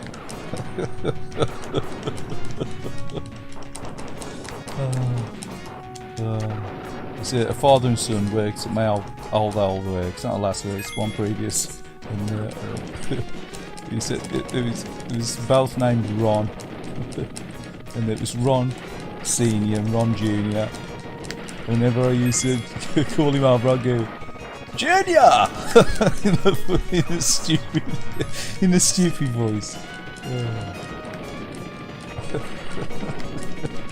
He wasn't particularly impressed, but I think he got used to it after a couple of years.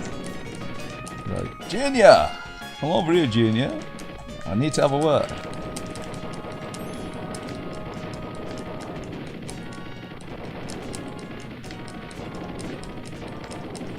Yeah.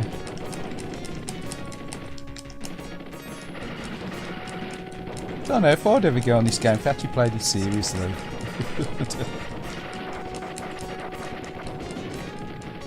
Someone always mentions Sean Connery and I just go off on one and then just don't really pay any attention to the actual game. Just go off on Sean Connery-esque chat. It's always good though, I always enjoy it. It's probably one of the reasons why I enjoy this game. Oh, he's definitely Sean Connery now.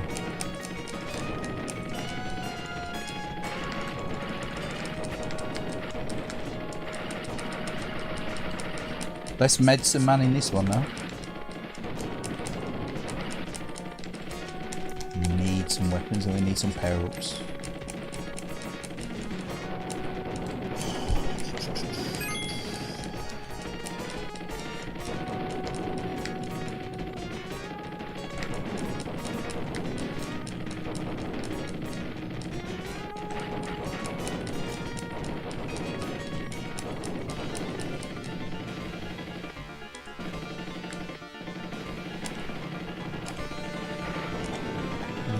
pretty much game over now and against this. You ain't gonna last long, is it, against this thing? You need your weapons of mass destruction.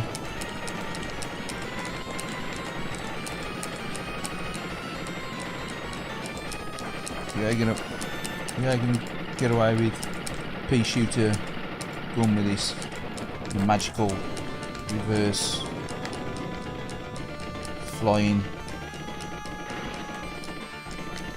F-16 or F-15 or whatever it is. It turns into an area jump jet.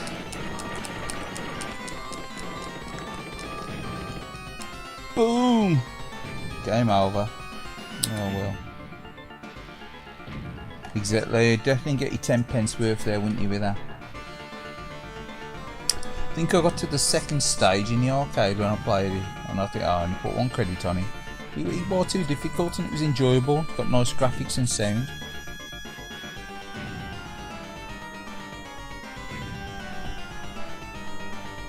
You know, so it's sort of like, you know, it made the experience enjoyable. Sometimes the arcade games can be too difficult, can't they?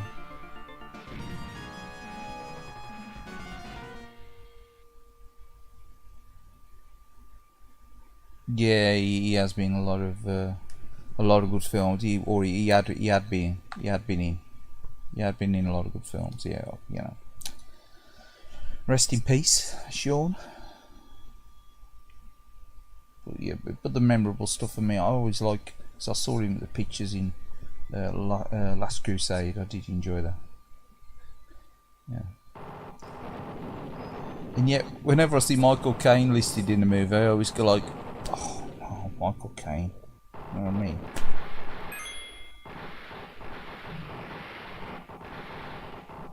Oh no, Michael Caine's in Batman. Oh no. Young Master Wayne, innit? Oh no, no, we don't need Michael Caine, and we don't need him in bloody Austin Powers either. Not a lot of people know that, thank God. Anyway.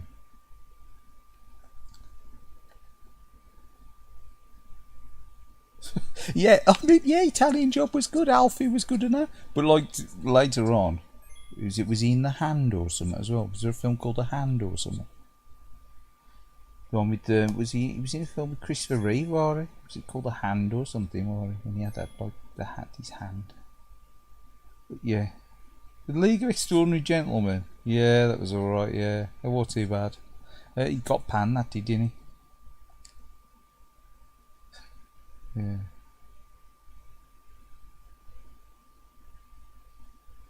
I'm tempted to put Girls and Ghosts on, but I'm going to come back to it. I'm going to come back to it.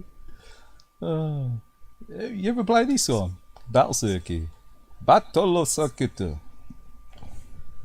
Hold on a sec.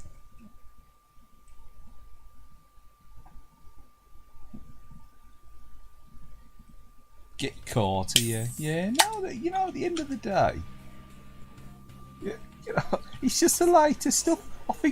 I think when Michael Caine was in Austin Powers, did it for me, I was like, what the you know, why?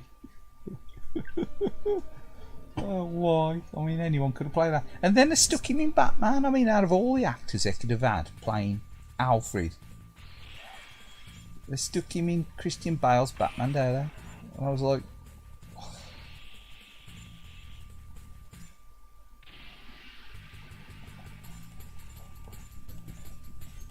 why? Why? What's it all about, Alfred? Look, what's it all about, Alfred?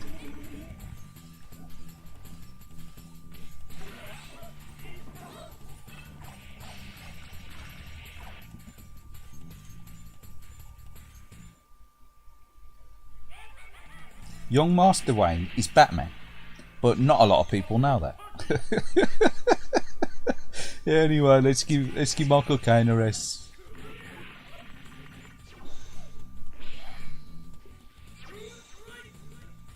Let's give his ears a rest. I bet his ears are burning.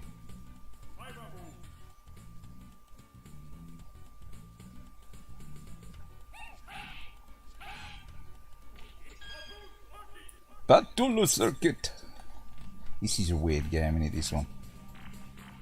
I mean, what's with that guy? Yeah, what's his name? Was it Bernie? Bernie, what's his face? He used to ride round on that ostrich. Bernie Eccleston, well, Bernie Eccleston, he's F1. Oh, here we go.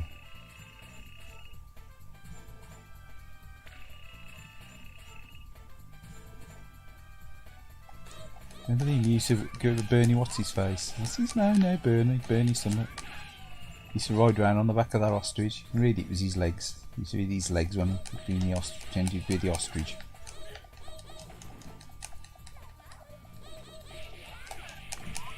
Yeah, I know it's alright, this game. It's definitely a weird game. And an issue if I'd like, if I go out my way to buy it, it would be like, it's alright just to play. Yeah, it's alright to play, to give it a try.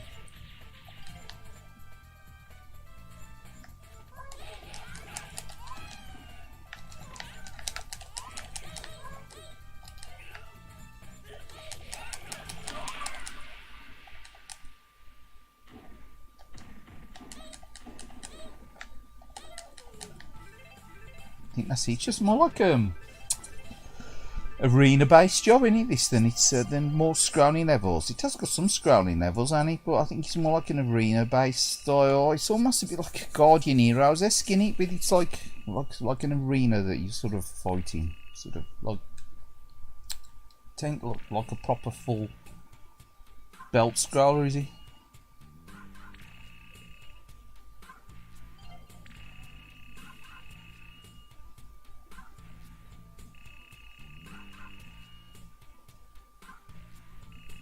Yeah, we're in the bundle. Yeah, yeah. You can get it on the bundle, Koi, the Capcom fighting collections and stuff. Yeah, and the beat 'em up bundle or whatever it is.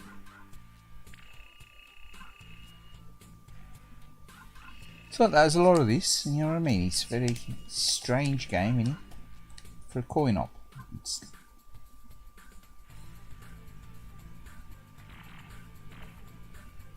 Obviously everything's on a timer, but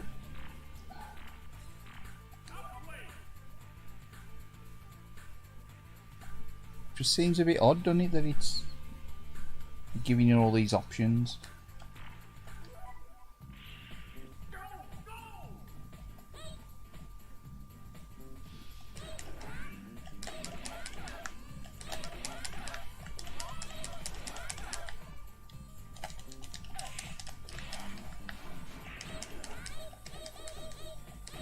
I've only played this once or twice. It's okay. It's okay. It's just something a bit different. Rather than always play the same games, don't I?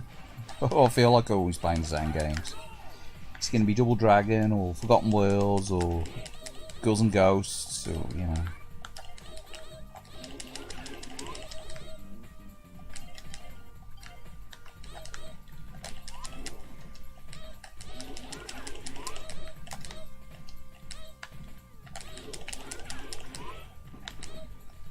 But I'm sure like most people, you sort of play the games you really enjoy playing, don't you? You know what I mean? It's nice to mix it up and play some odd games now and again, but the majority of times you've got your favourites you go back to. You've probably got like a dozen or so your favourite games that you usually like to enjoy and play. And you tend to stick to them, don't you?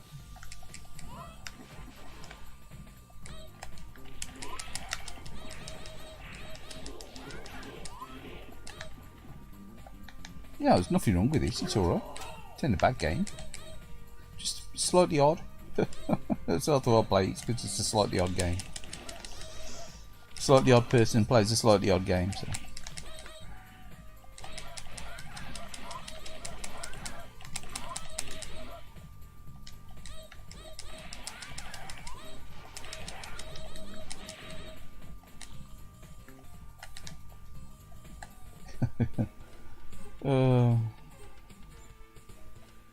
No, I bother with the arcade stick. Use a pad. It's more comfortable playing the console games with the pad.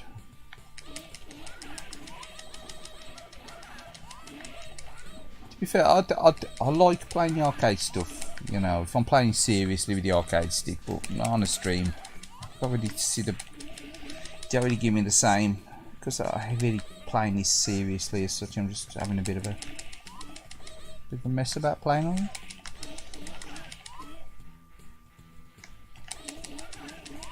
But if I was feeling like, you know, the arcade buzz, yeah, I probably would plug the arcade, one of the arcade sticks in and play. It's funny you saying that, because like whenever I play in the Neo Geo stuff, I always plug the arcade stick in. I can't play the Neo Geo stuff emulated on a control pad. It just feels foreign. Besides that Neo CDR pad, you know, the little clicky stick pad, just felt weird playing Neo Geo games on it. It's a great pad, don't get me wrong, but just playing Neo Geo games on it after playing with an arcade stick for years, like, it just felt weird.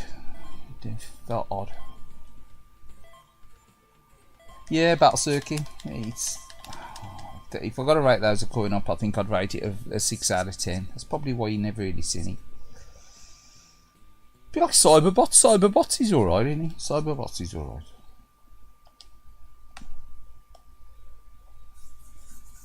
Cyberbots ain't bad. Cyberbots is alright. But is it on here? No, I ain't got it on this one. I thought I got it on. Has I? No.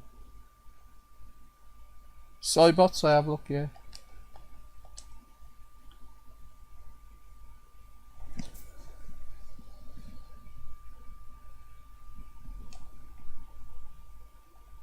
It's a nice enough game. Yeah, again, it's probably like a 6 or a 7 out of 10 game.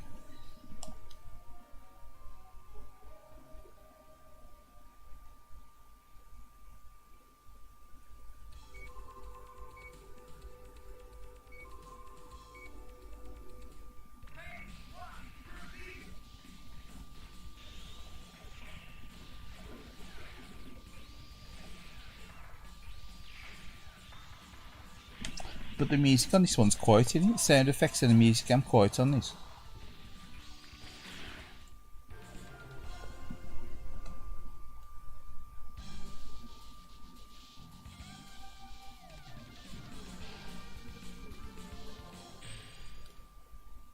Cyberbots, Full Metal Madness.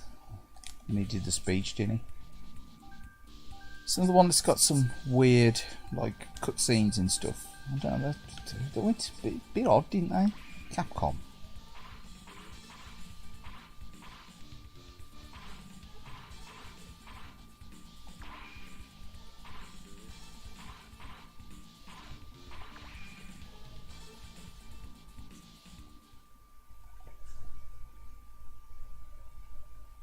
So they need a bit of speech as well, didn't he? Obviously they've probably cut back with the size of the game, didn't they? Just stuck to text.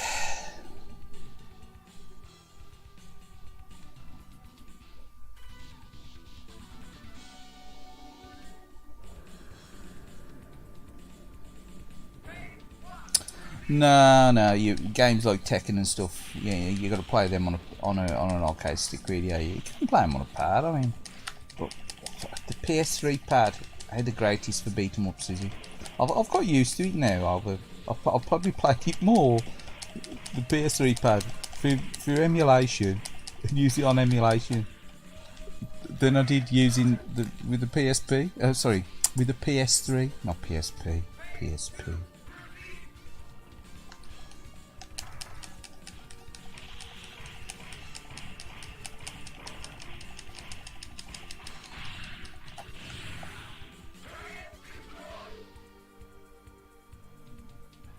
It's a bit, I don't know, it's alright, it's a bit soulless, isn't it, this? I don't know, it's probably just a robot singing it.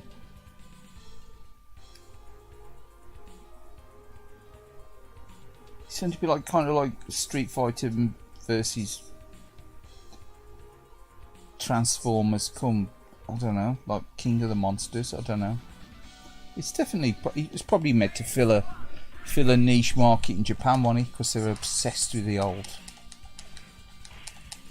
you know, Gundam style thingy.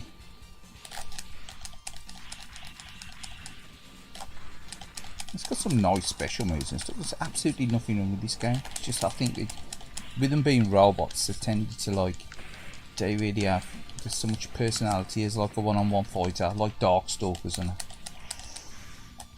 so I do a lot of Darkstalkers games. Brilliant, brilliant. Vampire Hunter, Darkstalkers, you know.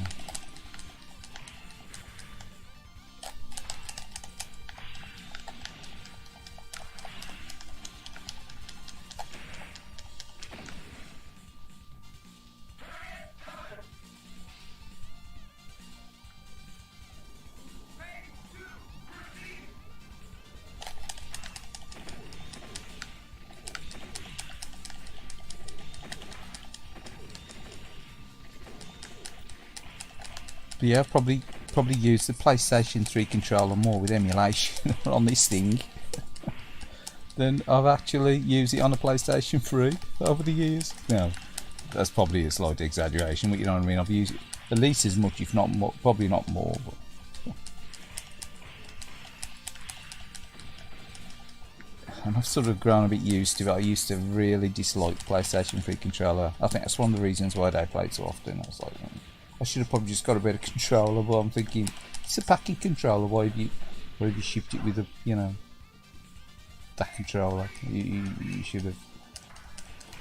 But with the PlayStation 3 controller, actually, when it first got released, ain't the one that I've got. It didn't have the motion control, and it did it. The one I've got's got motion controls in.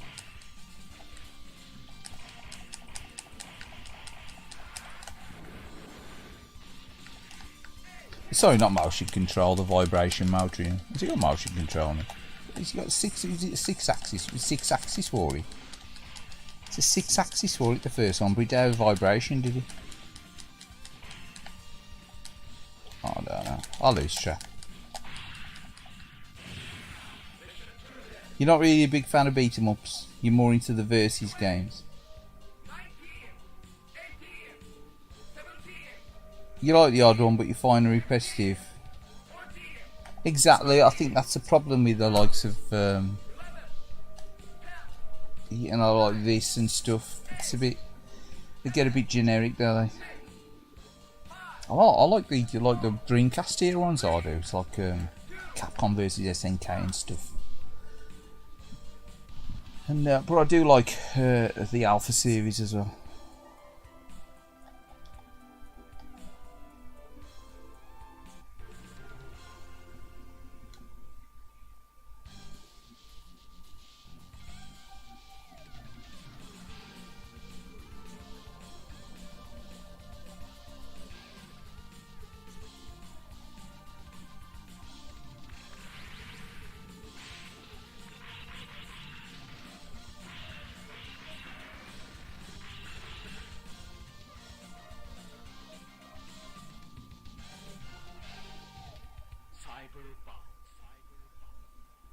Full Metal Madness. No, anyway, it's enough of that one.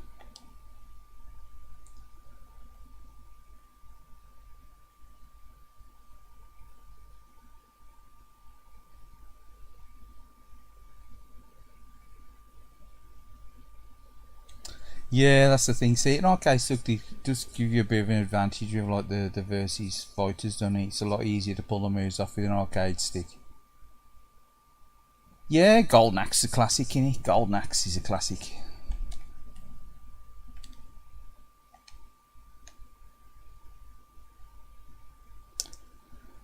I'm actually gonna play. What are we gonna play?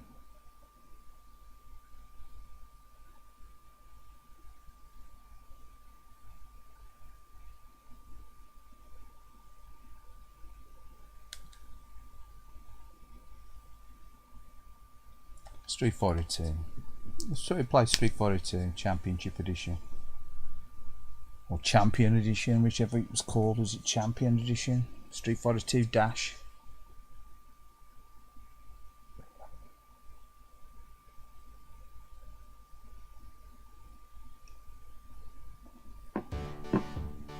Ah, nice paraffin that is. Dreamcast arcade stick. They've always been expensive, mate.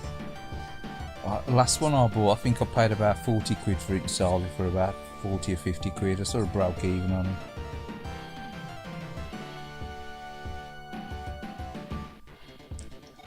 So I got a Dreamcast arcade stick now per se. I've got that multi-stick that I can use on the Dreamcast.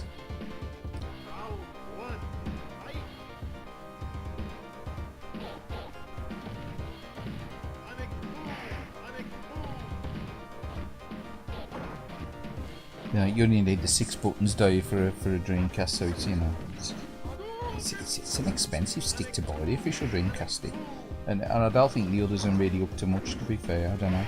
Anyone know any different? Yeah, I knew what you meant. Up with arcade stick. Yeah, it's a typical autocorrect, eh? Yeah, credit feeding Double Dragon.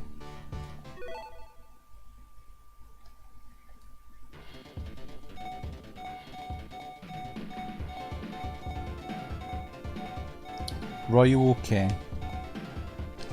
It's usually Ken for me. I don't mind Ryu, but I always pick Ken.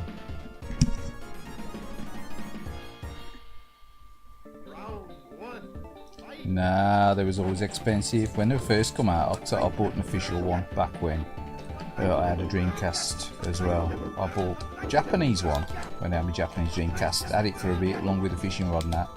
Sold it. Don't know why. And then ended up buying an official one, official arcade stick. And then I ended up selling that. And actually, I might have had 2 or 3 over the years. I just buy them and then don't use them and end up selling them. I had one of them Horrified stick. Is it EX, whatever it is? Horrified stick for the PlayStation 3 as well. Fighting Stick 3 or something it's called, was it? Or what was it called? And I had that for a while and sold it. Just got rid of it.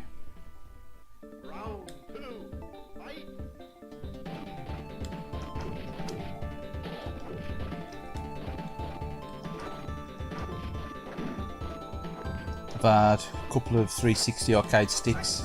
Purely, you know, solely for 360 over the years as well. I had the 6-button sticks for the Mega Drive and the Super Nintendo. They was them ASCII ones, they was the ones with the soft membranes, they were micro switched, they wasn't good. But I got rid of them, got shot the lot and made that multi-stick instead, because at least it's micro switched. Because a lot of the Dreamcast one was micro switched, you know, so that was like a proper arcade stick on it, much like the Ori sticks and PlayStation 3 and stuff. But a lot of the earlier sticks, they were proper micro switch, were they? Like the Saturn one, the official Saturn one over here, one micro switch was it? I think some of the earlier PlayStation ones, they weren't micro switched either. I know the Super Nintendo and the Mega Drive ones are, were they?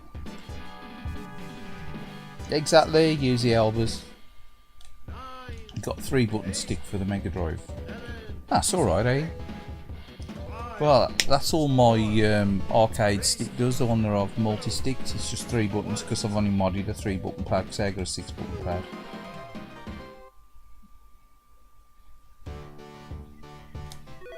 Let's have another go. We'll be Ryu this time, shall we? Oh, I hate that when you have to face off against your own, you know, your mirror image character. I think to me, that's the cheese of versus games. Oh, I really hate it. So that's my pet hate with any versus game, when you have to face off against your own, you know, character like this.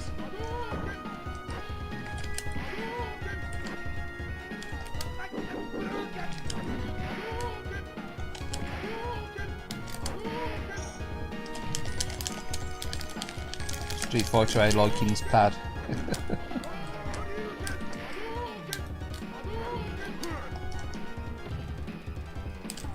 Or should I say, I like in his pad. It's definitely hard to pull off the Shoryukens.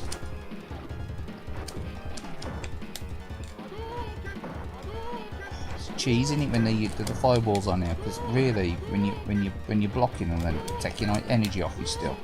It's cheese. I hate it.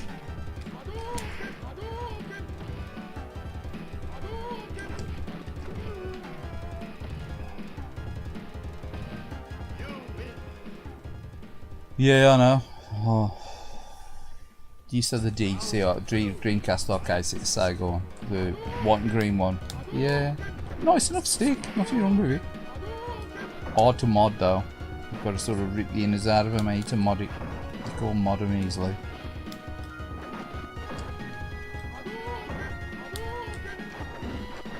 To be fair, don't really much of a call to mod them, is there?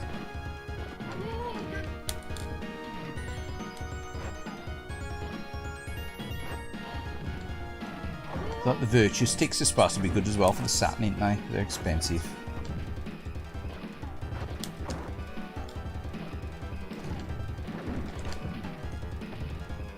Never owned a Virtue stick. Say that the multi-stick, that's what I use now if I fancy an arcade buzz on them consoles now. I just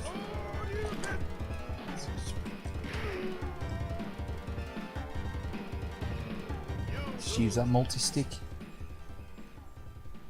She's just a glorified paddock. So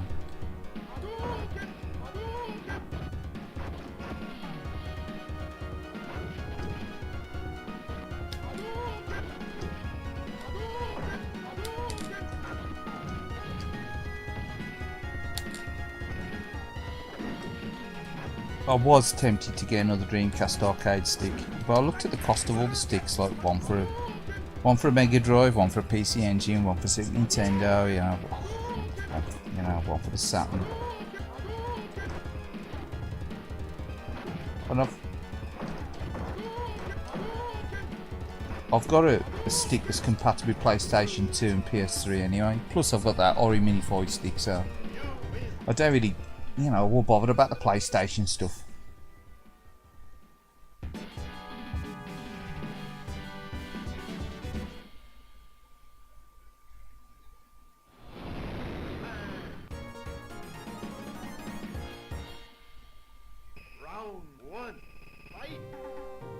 But yeah, the Saturn's got some really nice 2D stuff on it. Like, you know, it's nice to play using an arcade stick, and some of the Dreamcast stuff as well. It's crap trying to play this on a pad though. It's really doo-doo trying to play this on a pad.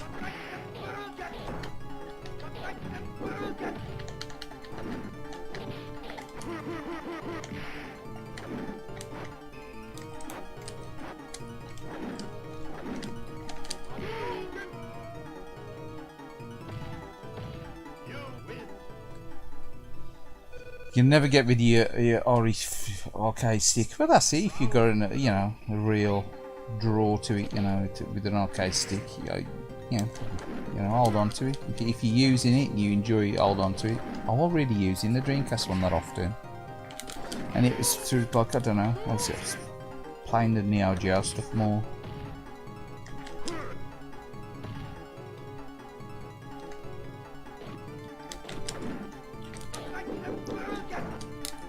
Plus, you've only got so much storage space, it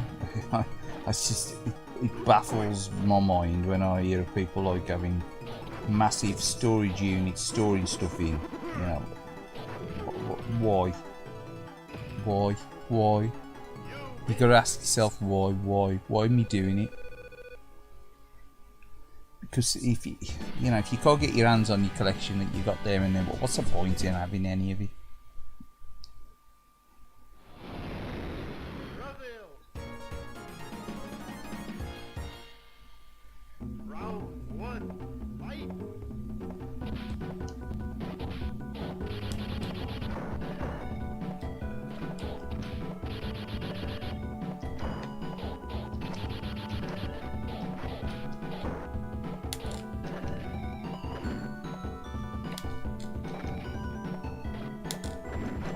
If you want to store it in your garage, fair enough, or you want to store it in your, in your loft. I wouldn't advise anyone storing anything in a loft, because the heat's going to kill stuff that's stored in a loft.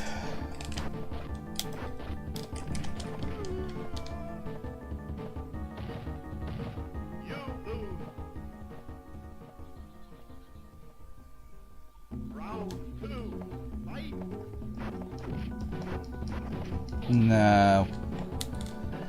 So stuff's parked in storage, waiting to make money on it. Exactly. They're really, no one's collecting that shit, aren't they? If them doing that, then just becoming like a self-aware bloody Amazon warehouse for retro, are they?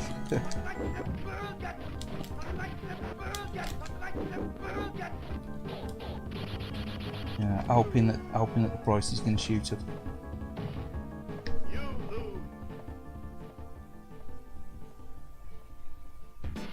Yeah, I see you can have loads of stuff. It's just like, why would you? You know, you can only play one game at a time, can't you? He says, looking at about 12 or 1500 games, but look, you can only play one game, one system at a time, can't you? So, you know, you can get to excess. You know, if you're sitting here looking at a shelf full of games and you're going to play any of them ever, you know, I don't know, you might as well just take a snapshot, get it printed off, glue it on your wall and sell the lot. Because if you are going to pick one off the shelf and play it now and again, what's the point? It might as well just be wallpaper.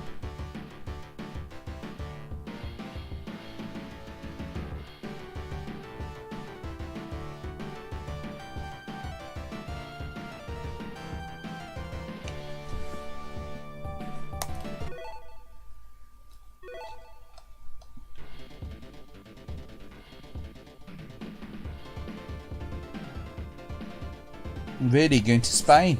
Oh, well, it's a good move, isn't it? That's a big move. To be fair, I don't blame you. I don't blame you.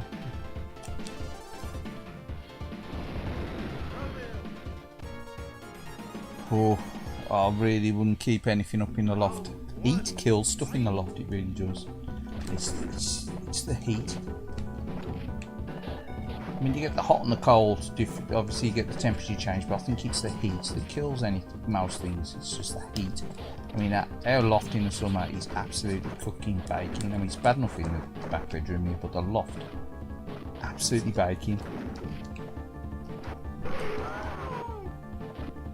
I mean, I replaced all the loft insulation when we moved in this house, but it's been like, like say 20 odd years now. But it is absolutely baking in there. If you go into the loft hatch, pop your head in. So I've got stuff stored up there, but only boxes and things. Nothing of real, you know, nothing electronic, nothing of value like that, you know. I've only got boxes. I've got all my original boxes for stuff, you know. Even for the DVD recorder we bought like, what, 20 years ago or whatever, or 15 years ago. We still got it. Still got the box up at the loft room. And I've got the console boxes and things and up there, or most of them. But they're all bagged up. But anything plastic, like, you know, it's perishable, you know, over time will destroy it in a loft. I wouldn't keep your laser discs up there.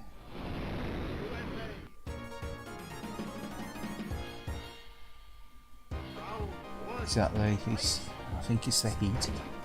Plastics and heat don't good, are they? I mean, I forgot what I left in my car now the other week. I think it's probably one of them bloody, you know, them disposable masks that they had, you know, the blue masks, and they got the elastic on them and stuff. Well, anyway.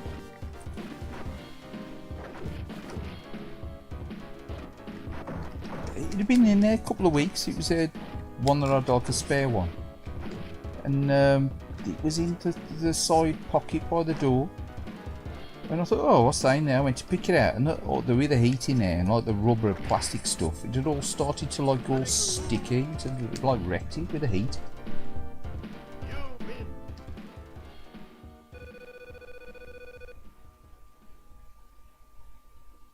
So, you know, you got to be careful when you store stuff. It's like CDs as well, isn't it? They reckon CDs and DVDs, you ain't supposed to lay them flat, am you? You're supposed to sit them upright. You're supposed to like raise them, you know, not laying flat horizontal, and supposed to be vertically sat in your collection. You say, remember the old CD racks and things that they all used to have them standing horizontally? Well, Well, I was told that that's wrong. I'm sure I've read that it destroys them over time. They warp, they go out of shape.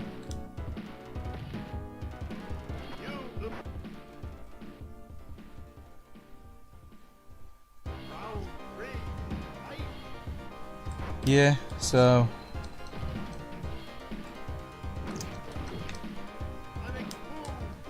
I think as regard the mask wearing, I think in certain environments it's probably still wiser to wear them. Say if you're with, like, you know, elderly, or like if I know I'm going to visit my parents, like the week before or a couple of days before when I go shopping, I'll wear a mask purely because I'm thinking, well, if I'm out and about in the general public, I've got more chance of picking something up from the supermarket, you know, apart from a box of fish fingers, you know, not that ain't what I'm on about picking up. You know what I mean? If you're gonna pick up a, you know, a virus or whatever and that, you're gonna pick it up when you're out and about. So I'll wear a mask if I know that I'm gonna go around my parents. So, but apart from that, now there's no one wearing them, so it's pretty pointless. Gold pain, alright mate? Yeah, trying to get slaughtered by Street Fighter, mate, how are you?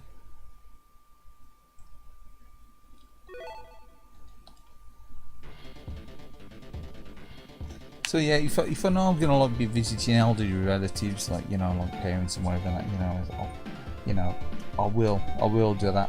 I will wear a mask then. But generally, I don't bother now, because if everyone around you are wearing them, they're ineffective anyway.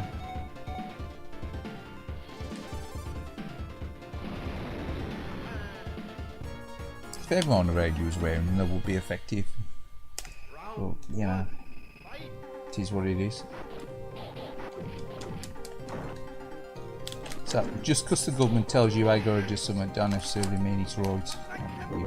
You'll learn that throughout life. But just because it tells you something's good for you, it's good for the government. When the government tells you something's good for you, it's good for them.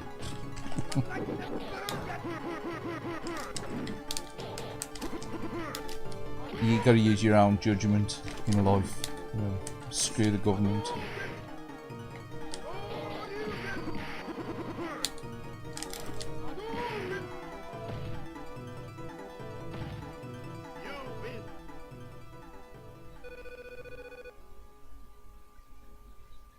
You're still streaming, you in Spain?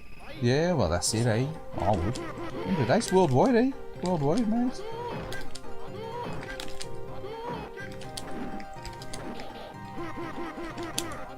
But can't blame you, it's, you know, if you can find a better life in, you know, in another country, you know, all the best. We've thought about it, we've spoke about it before in the past, saying, you know, when you're heading towards the retirement age, probably, you know, moving on to somewhere like that, or Greece or Spain or somewhere. But, you know, you say these things.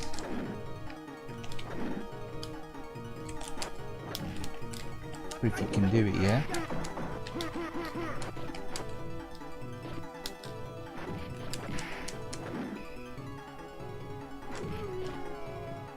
This country's got too many problems.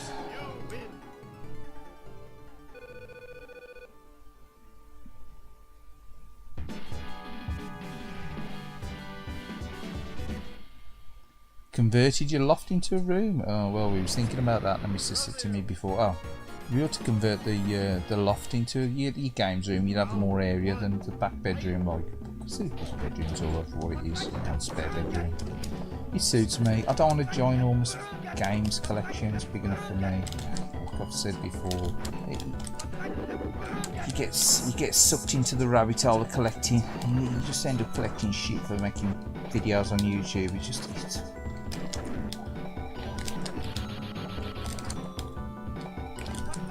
It's the wrong thing to do.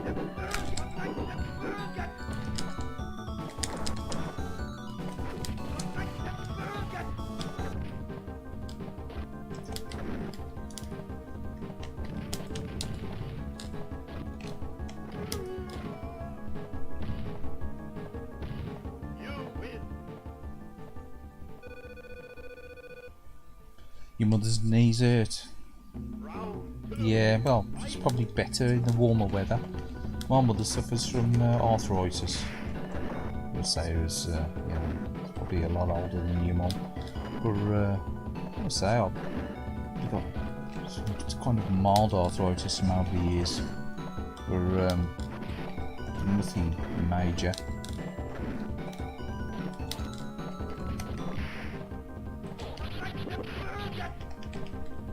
Yeah, a lot of people move to the warmer climate, don't they? Because of the bones, they're aching bones.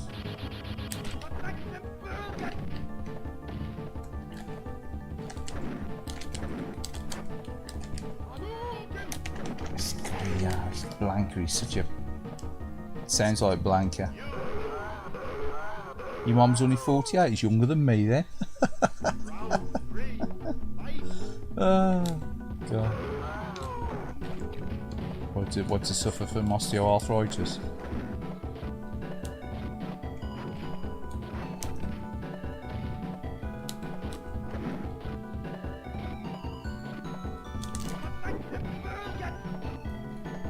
Yeah, you can get that in an earlier age, can't you?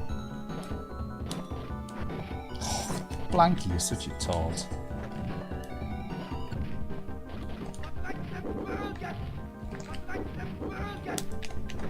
Oh, get off my head. You.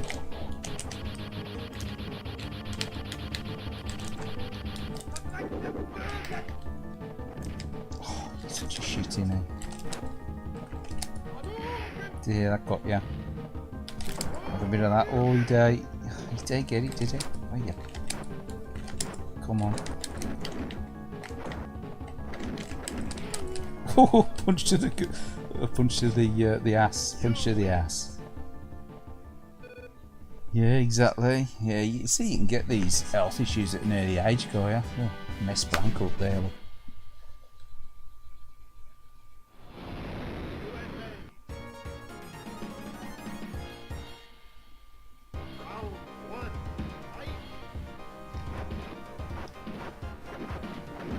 Gall's a tart as well. Sonic Boom, such a tart.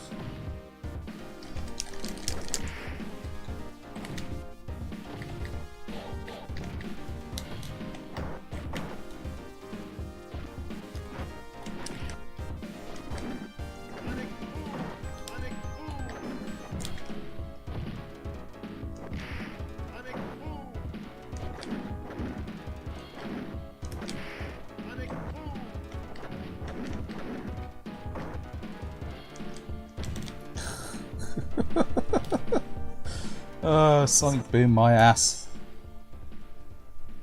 Yeah, I know. It's not fun getting older, is it?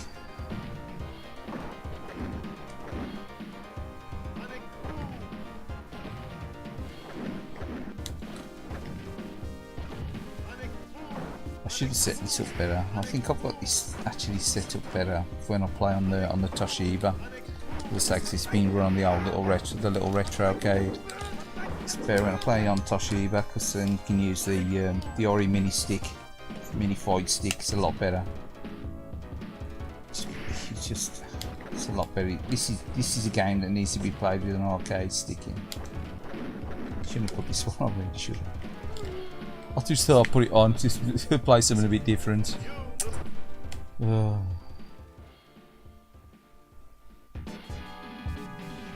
Get slaughtered on something a bit different.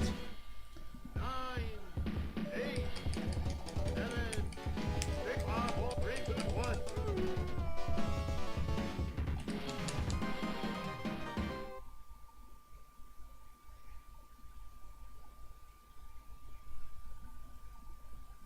Right, we'll put something else on anyway. We'll close that.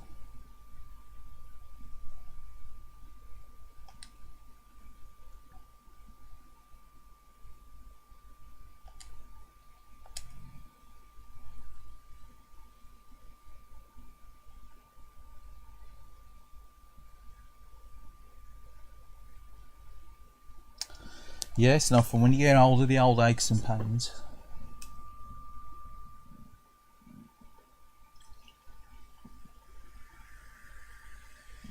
Don't get any better. Don't get any better. And you don't really want to be pumping yourself full of bloody painkillers and stuff.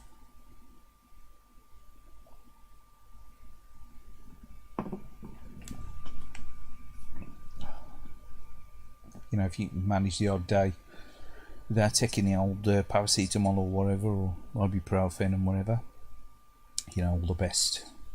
But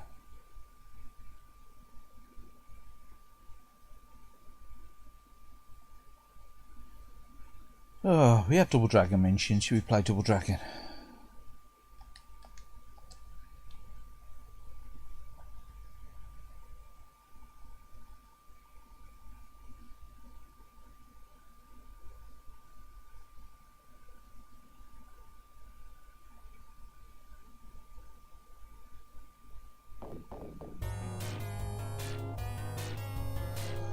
Yeah, they say I'm no longer an Xbox Gold subscriber. I used to have Xbox Gold. I had Xbox Gold for like 10 years, and I didn't renew my Xbox Gold subscription for 3 months. I thought I'd take a break for me, you know, because I got some vouchers I could have used to renew my subscription, because this is slowing, some slow down going on there. Look.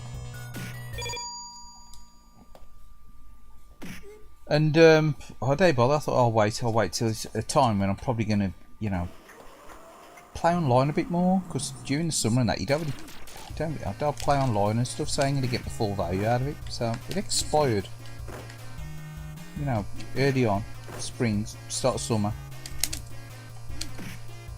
and then within 3 months they cancelled my subscription.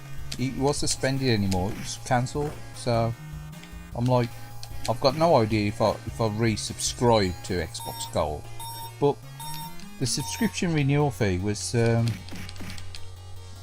$49.99 for 12 months, and yet now they're trying to charge me more. They're trying to charge me like some, like, is it 30 quid or whatever it is, 30 quid for 6 months.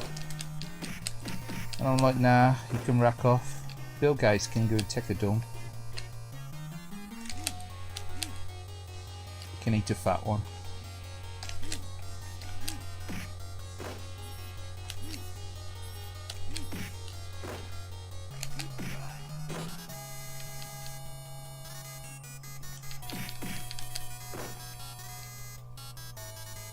So I've only got the free silver service on Xbox Gold now, Xbox Live now, sorry, I ain't got the gold. But yeah, Mr. Gates, sorry, you know, he's too irritating to do him now, is he? He's handed the reins over to other people, hasn't he? But whoever it is, Microsoft, be Phil Spencer, wherever, that's it, take that, shove it up his ass, sideways.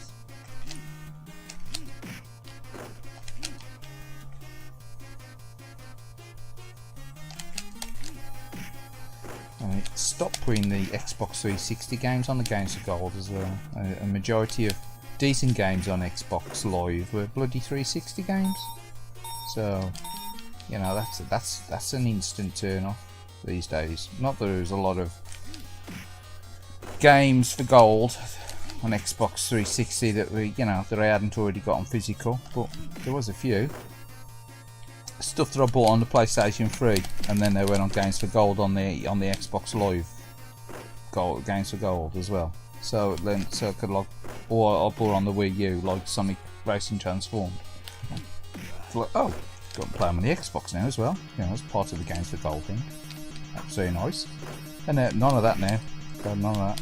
So just trying to see some, or trying to give away some free crap indie cave story style trash that look like something that's been created on a mobile phone. Nah, let's stick that. I'm afraid Mr. Spencer can take that and shove it up its sideways. Exactly. No way would I pay that for a subscription service. just way too much. I don't do enough online gaming to make that pay. If I was, you know, if I was always online playing bloody Fortnite's free to play, eh? So that sort of screws it. But if it's like obsessive COD player or whatever, you know, not just Warzone, or you know, or something else. But again, I'll play a bit of PUBG. I used to play some Battlefield. It's the only Battlefield that I miss, really, I suppose.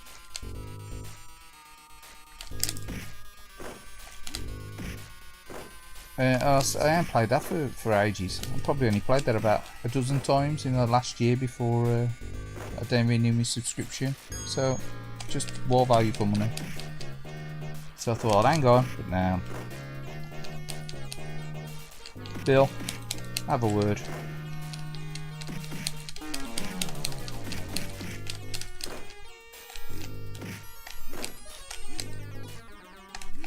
So I've got 2 words.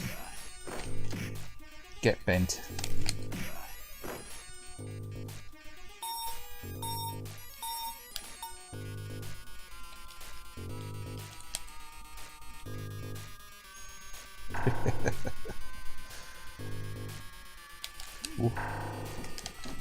Parcel service. That's what's called parcel force. Come on.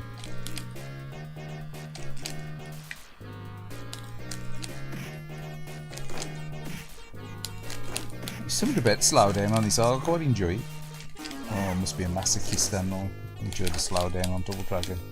Because the Mega Drive version is nice, but without that slow down, or without so much slow down, which it does have some slow downs, but without any slow down at all, it just makes it completely bloody mental.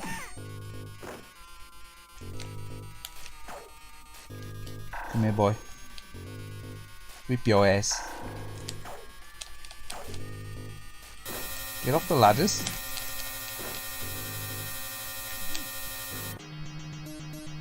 There he is, Mork. Time for some Shazbat. That reminds me of Mork. He does, only with the green eyes.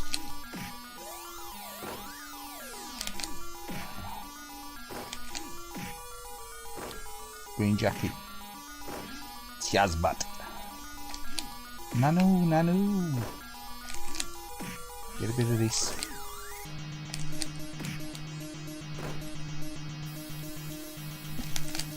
A bit of Shazbat. Come on. You used to play Battlefield 1943. Yeah, I've still got Battlefield 1943. That's backwards compatible on the Xbox One, that is. It was. I used to be able to play it. Can't play it now. Yes. Ah, he's felt his doom. It's like Sea of Thieves. I bought that Sea of Thieves. Now that's an online only game. I really do want to buy it, but I ended up getting it because I got sucked into the FOMO, you know, the whole fear of missing out. Played it once or twice and I thought it was very much meh. So I'm probably going to flog it.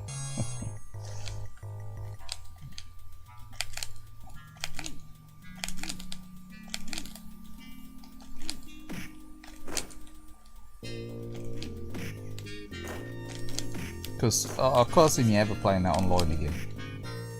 I don't know. Not unless they return some kind of, you know, cheaper online subscription again. You know, 50 quid's expensive enough to play online a year. Anything more than that is just ripping people off. Because all I want to do is use it to play online. I ain't bothered about the free crap games for gold or the Game Pass shite. You know, I don't like digital. They're trying to force that shit on me, I don't want it.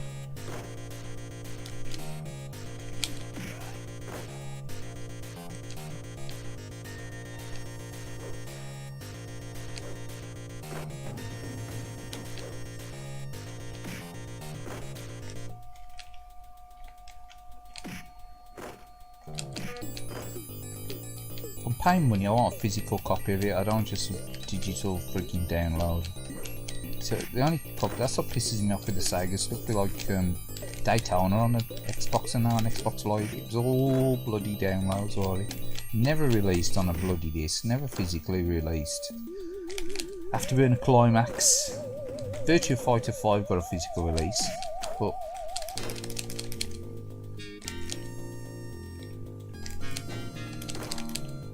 you know, Outrun Online, you know, they never got physical releases, did they? Outrun 2 on the 360.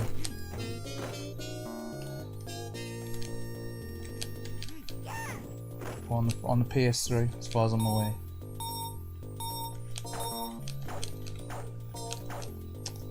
Put that down, you naughty man.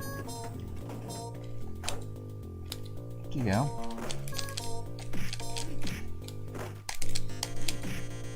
Take that and that. Spank. Right, that's it. I'm gonna get some for that. Just gonna get some for that, he says. Game over, man. Want it. Want it now, that's it. Screwed. Well, I've had that. Oh my god. Extra life. Just in time. Come on.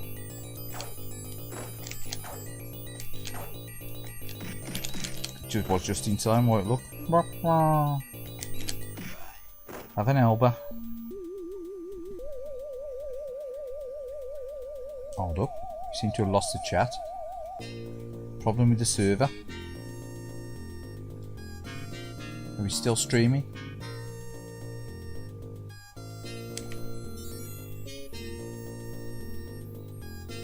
Yeah. It's weird. I lost the chat on my phone. Have I got rid of the slowdown on it now? No, I like the slowdown on this one. To me, it's bearable. The slowdown's bearable on this.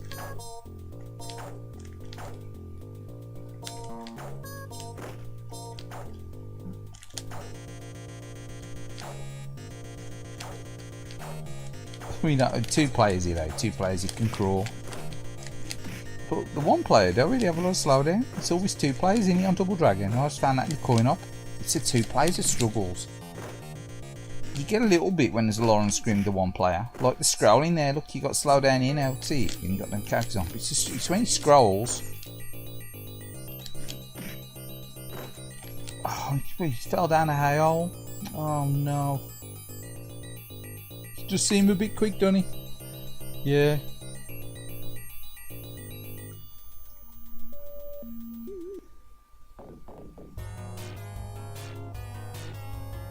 You gotta force yourself to play on your PS5. That sounds sad, doesn't it, really, when you go to that?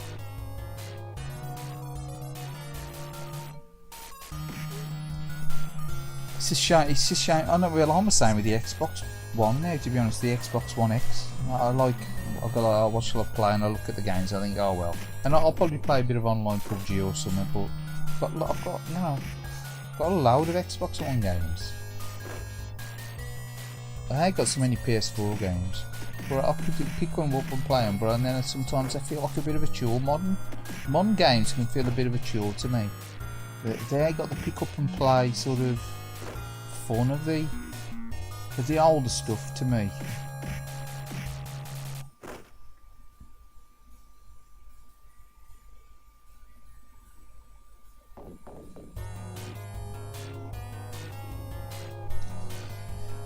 Yeah, Fantasy Star Online. I've tried the newer one. I've downloaded it on the Xbox. It's a massive file size. It's about like 120 odd gigs. It's massive. It's a massive file size, which is alright. I mean, it's okay if you've got fairly fast internet connection. You can download it in a couple of hours. It's, you know, because it's another one of these. It's got big updates all the time as well.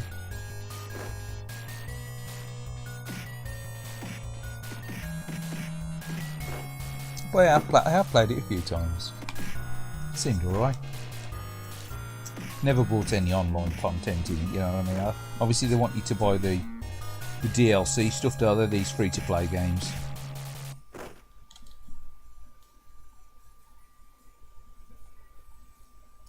Resolution ain't quite right on there, is it? You can see some of the lines are slightly off. You can go into the settings and mess with it and put it right for you. Anyway, we'll close this. We'll play something else.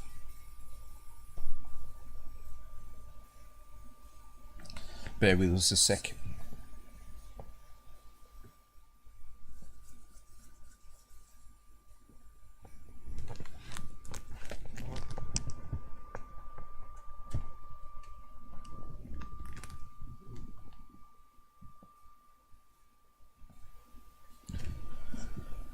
Right, so 120 gig will probably destroy your PS3's SSD. Exactly, it would. It would. I know. I mean, I've got 4 terabytes on my Xbox One. You've got the one in it, and I've got a 2 terabyte and a 1 terabyte, and they're pretty much all full. You know, so I dread a Series X, and you know, having to get the storage for that. There's no real thought put into the new consoles with the storage size inside them, if you ask me. I mean, you need, you know, I think if they need to ship them with a bloody 4 terabytes internal memory at least. You know, I don't know what's inside them now. The max size ones will.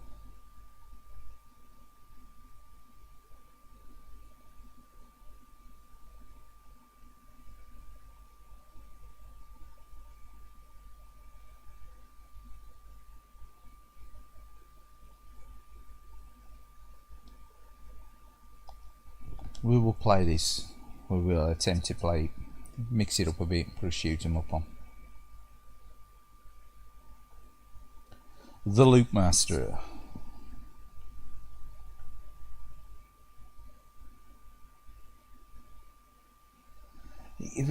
Well, I've got four terabytes, sorry.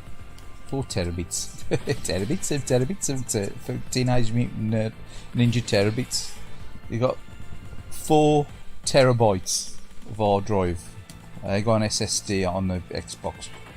Got 4 terabytes, and then full, virtually to the brim of games.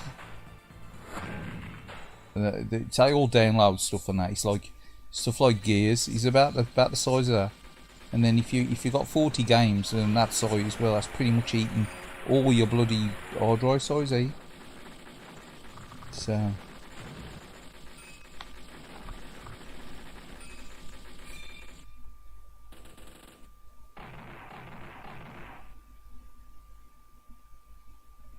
yeah, but SSD's on the way to get if you can get them.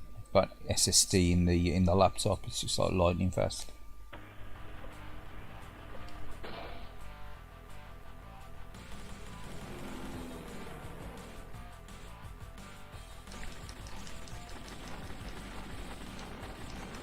You can mod the Xboxes as well, the old Xboxes, the old Xbox Ones, and I've read that you can mod them. You can change the old magnetic hard drives. You can swap them out and stick SSDs in there. But I don't know, it sounds a little bit complex. Sounds like it could be a little bit dodgy as well. Yeah.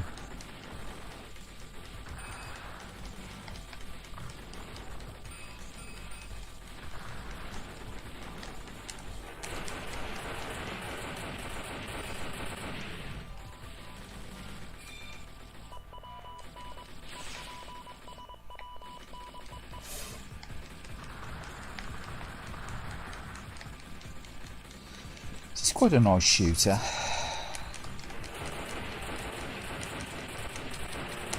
Sort of like traditional feel to it, with like a modern twist on the graphics as well.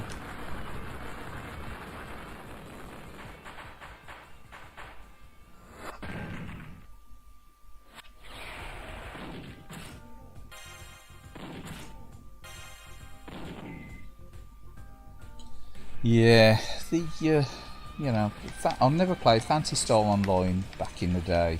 You know, online. I've always played it offline. Having an import Dreamcast, never connected it up to the internet. I only had an official Dreamcast more towards the end of its life, and never played it online. Use the Dream Arena, but never played online. Didn't really play online properly until I got a 360. It was nearer 2010 that I started playing online. Never really played online. I never really was that much into first-person shooters until I got into Halo, and that was early 2000s. So I was never into PC games, never into the first-person shooter things, never really into Doom. And then, you know, Halo. Wow, I really liked Halo. And then sort of progressed onto like playing Gears of War online and stuff, and Battlefield. I really enjoyed them sort of games online. They were fun. They're fun games. play online.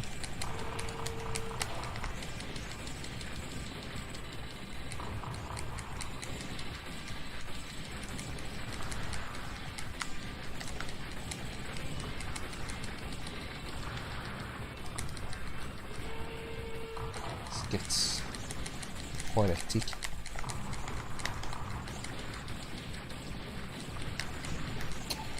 At least you've got that sort of energy bar, aren't you, as well?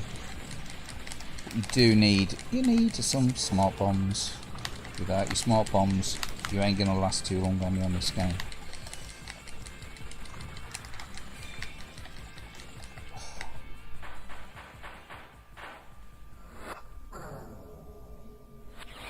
Yeah, that's the one that you use the Raspberry Pi in it. It's like a server system in it.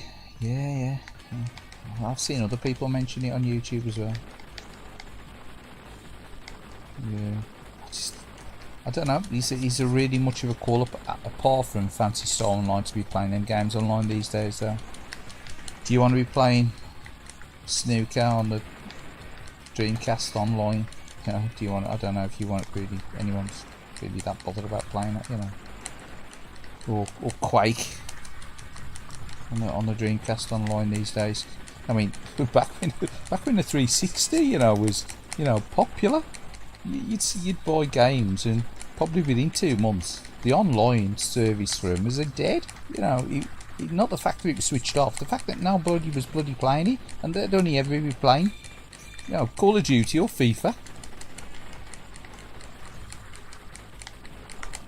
I mean, it's like Daytona on the 360. I remember when I first got it, it was like the servers was buzzing. There was loads of people playing it first week, 2 weeks, and then you get like the numbers drop right off. And within a month, you try and search for a match, an online match on Daytona on the 360, obviously the HD remake, and you'd never get like you wouldn't get a match. You wouldn't be able to get a race.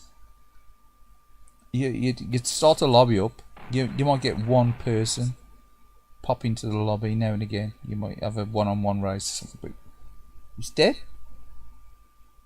because they were all obsessed with playing bloody Call of Duty and FIFA. And that, if you ask me, they still am it now. But I suppose you get the younger ones now that are more into like Fortnite and like you've got Apex Legends as well. That's got a few following, Annie, and say I'll play PUBG. It's a lot of the free to play stuff in it. They're free to play. They're free to play online as well. You don't actually need a subscription service to play them. I mean, I've got PUBG on a physical disc. I bought the digital download of it. It's free to play now, but you can play it without the Xbox Live Gold subscription. So I enjoy playing that online. And I need to play a bit of online. I'll play that. I think you can play Apex as well. That's free to play online along with Fortnite. Never got on with Fortnite. Played it once or twice. Had a quick go. I was like, it's one more thing. I played Apex a few times over the years. It was alright. But it was like Titanfall. I used to like Titanfall as well. It's like Titanfall. I do like Call of Duty. I used to like playing Black Ops online as well.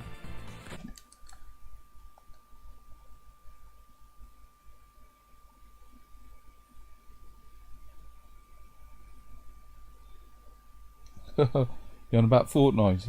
Well, you ain't about a fan of Fortnite either. I don't see. That's another thing. It's you love more rating. I ain't dissing people that like Fortnite. It's just some of the I don't really get into. I can. There's a lot of, you know, jumping and running around, and you seem to do a lot of like Lego building stuff in it, like that building. It's building your fort in it. I don't know. Yeah. Fort knife.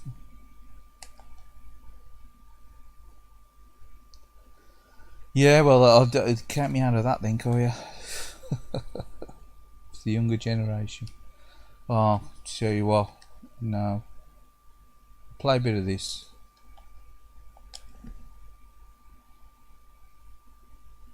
Almost got sucked into the Girls and Ghosts then.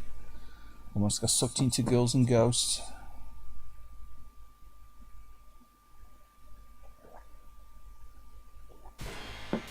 This is the Japanese version. Final fight.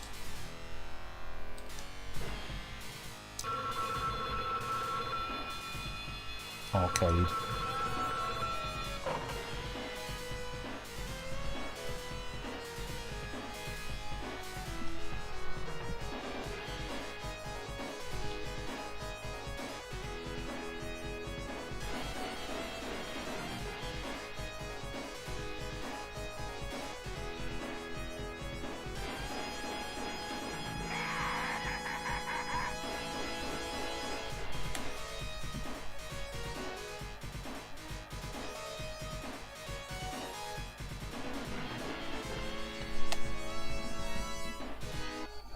Yeah, it's, as I say, if people enjoy playing Fortnite, it's up to them. It's not really my thing. I don't really enjoy it. Yeah, I quite like playing PUBG. So, and other people hate PUBG, don't they? So.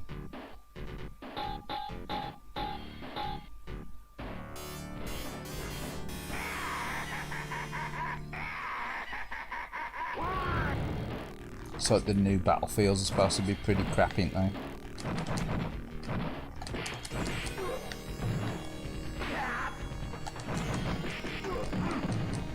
I think Battlefield 4 was alright. I did get Battlefield 5. It's another game I don't really play online. I don't think that was very good when it first came out online, was it Battlefield 5? I think Battlefield 1 was the last one that I like, newer one that I liked playing online. For, which was sort of like based in the Second World War, wasn't it? All that era. But I did like Battlefield 3 and Battlefield 4. But the rest I can take or leave. Battlefield 1943 was alright as well.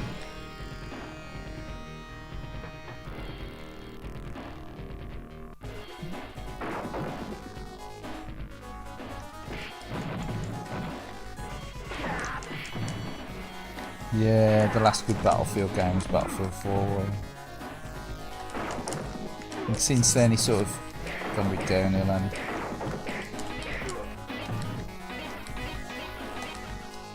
that 2040 whatever it is, 2042 whatever it is. And,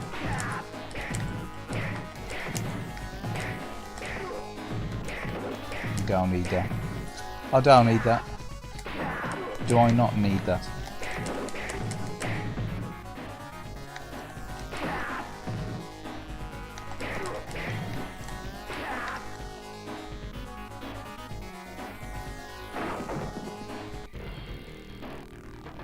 Yeah, Battlefield 4 is great. I like Battlefield 3 as well. Bad Company's alright. Yeah, we've got Battlefield. We've got the Battlefield Bad Company. Bad Company 2. And then we've got Battlefield 3 and 4. And then I ended up getting Battlefield 5, I'm sure it is. And I bought Battlefield 4 on the 360 and the Xbox One.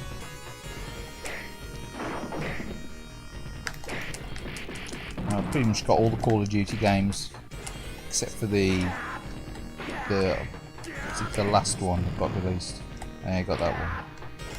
I even managed to pick up Ghosts cheap, which I don't really like. I don't like Call of Duty Ghosts much, to be fair.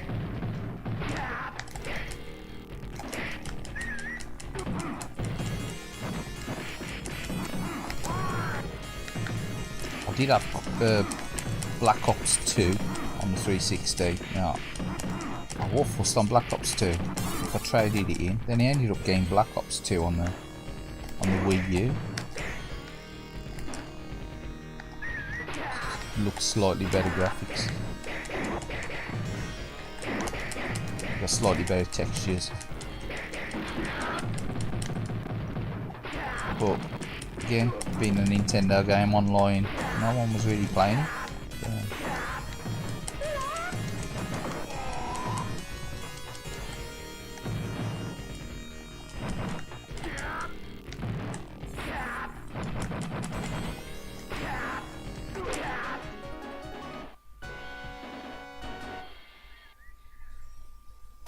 Yeah, see, I never played them online. The first Battlefields I played online was Battlefield 3 and 4. Oh, 1943.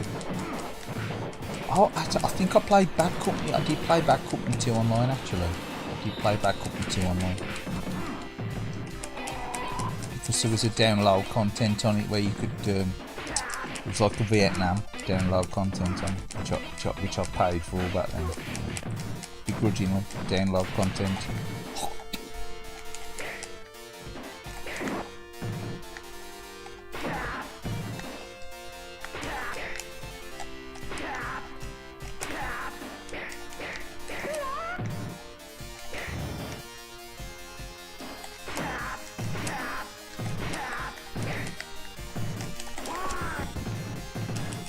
Andre the Giant and his fetching red leopard skin. Very nice.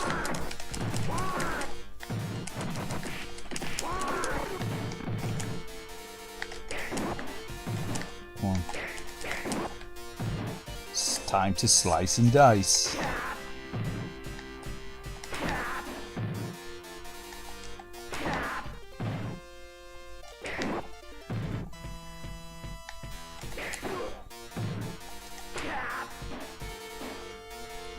Time to get the train.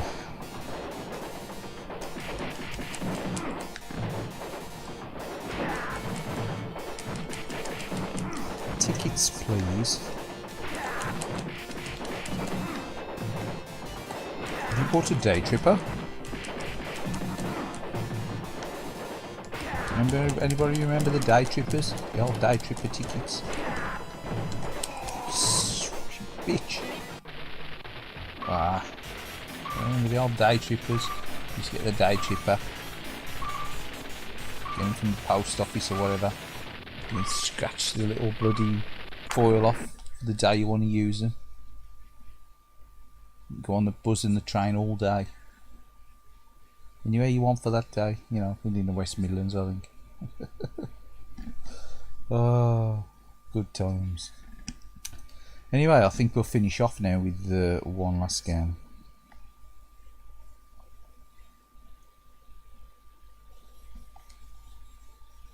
It's gonna be...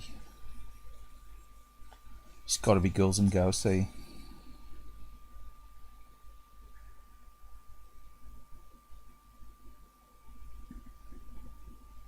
It's gotta be the Ghouls and the Ghosts.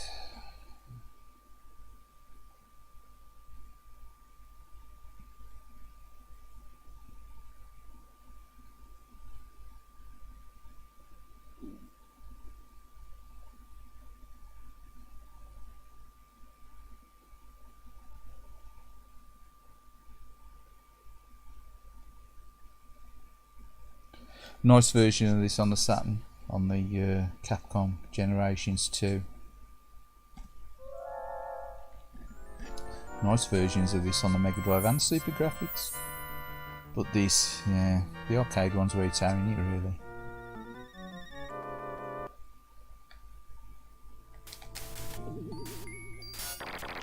I was playing this the other day, actually managed to get to the 4th stage boss. Which is a bit of a shocker.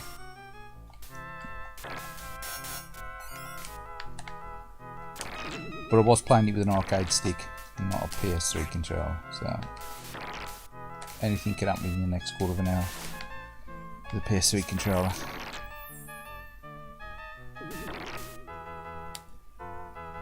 But so far, yeah, ain't played too bad.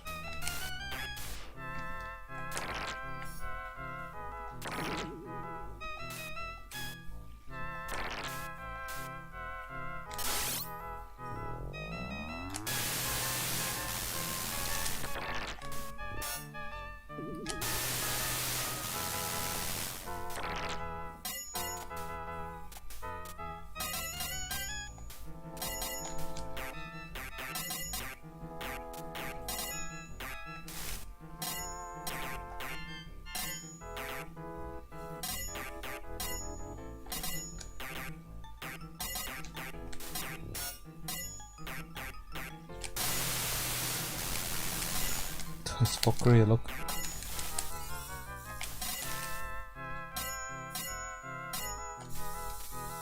Pardon my language. Yeah, I have actually. I did hear about that, about the original Xbox. Pretty much what they did with the Dreamcast, by the look of it. I don't know if they're using some kind of PC or something to fudge through the hosting it or whatever. I don't know I don't know the specifics behind it, but I did hear that. Yeah, I did hear that. Yeah.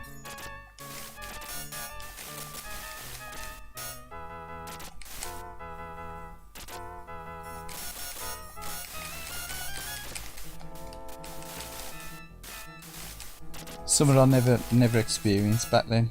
Never played the original Xbox Online. I was always an offline gamer, to be fair. It's only the 360 that corrupted me to online gaming.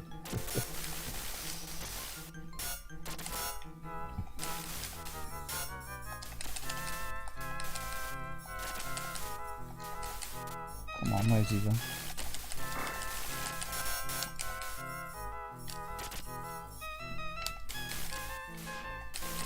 Don't need that as well, come on. It's probably going to be a crap weapon.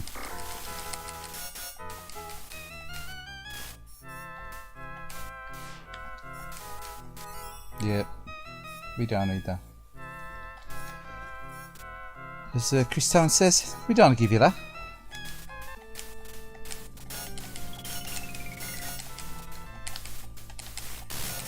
Come on.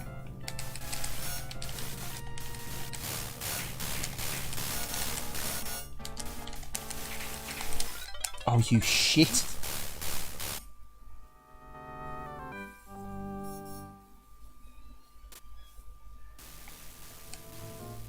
Yeah, see, that's something I've never played the original Xbox Online, so I've got no nostalgia for it, so pretty much like a Dreamcast. Never played it online, so I've got no real call for, you know, for looking into that thing, to be honest. But if anyone's done it, obviously it's great, because, you know, it can relive the dream. Relive the memories, but nah, it don't really appeal to me. The 360 was where I started playing online, and even then I was probably late to the party with the 360. You know what I mean?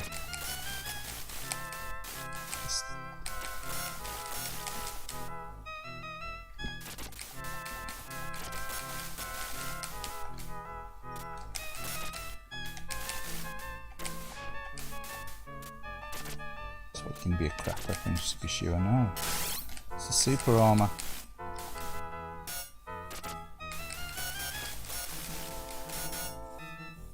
Come on then, piggy.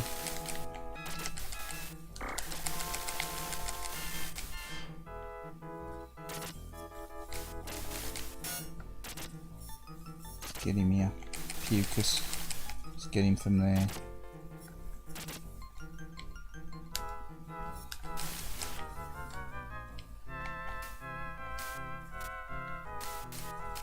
Oh, that's what we want.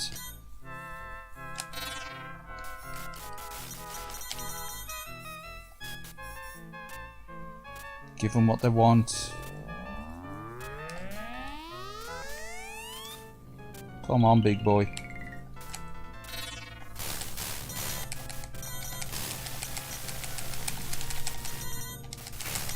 Some of that. Nice catch.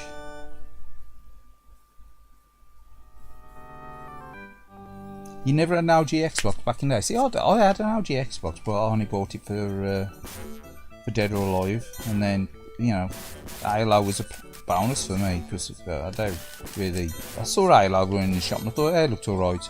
But it's one of them games you got to play to appreciate Halo, because, to be fair, for how good it looks, you know, it didn't look amazing, did he? I thought it looked okay. It's the fact that the freedom in Halo it gives you, innit, in some of the levels that made Halo so great. It's the way it plays more than it looks with Halo, in my opinion. I don't know. I'd rather lose a life than get that bloody axe.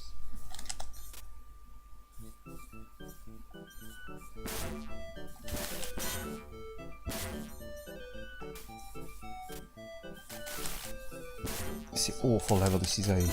Look at that. 2 of them, eh? Supposed to dodge them.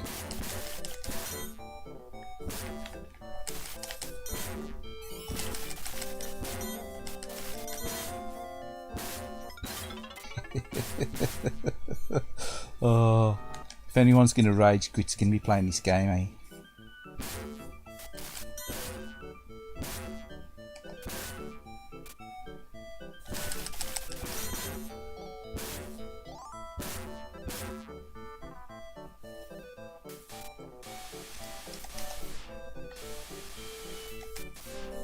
And with the 4-way control on this game, it's just such a nightmare to play with a pad. Yeah. The weevils are going to come after him now.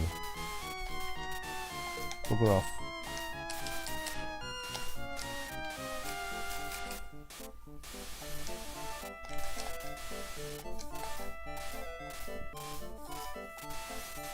Jump, Arthur. Or as Oliver would say, Arthur.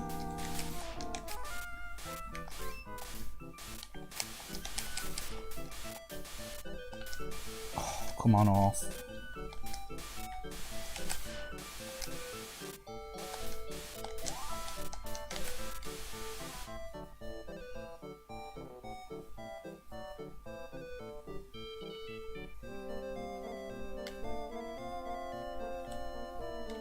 Come on, finish the level, you great lamp. Oh god, here we go. Here he is, old RetroArch. Shitty RetroArch. Go away.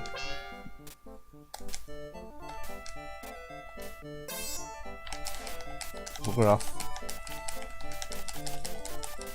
Come on. Come on. Lose him when he passed the checkpoint. You've never breezed through any of the levels in this game. The first level ain't so bad once you get through it. You know, once you get through it, let's just talk some nonsense, shall we? But once you get used to it, you can kind of breeze through the first level. But this level, start to finish, is complete pitter. So something about this game, I love it. I love it. I love how brutal it is, I think. So now I've got that bloody shield there. I want to get over the shield, don't I?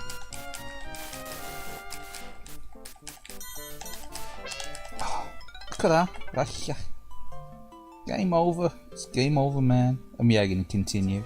And I think I'm going to call that an evening anyway. So cheers. Thanks a lot, guys, for dropping on the chat. I've enjoyed tonight's stream. It's been fun. It's been a while since I've streamed as well, which you know, I'll try to remedy in future. Try to do a few more streams more regularly. So yeah. Cheers again. Thanks for viewing. And it's just gone midnight, so have a pleasant Thursday. Catch you again on another stream or someone else's stream. So yeah, cheers again. Thanks a lot, and have a good one. Night all. Yeah, no worries. Cheers again, buddies. Anyone that's still watching, thanks for viewing.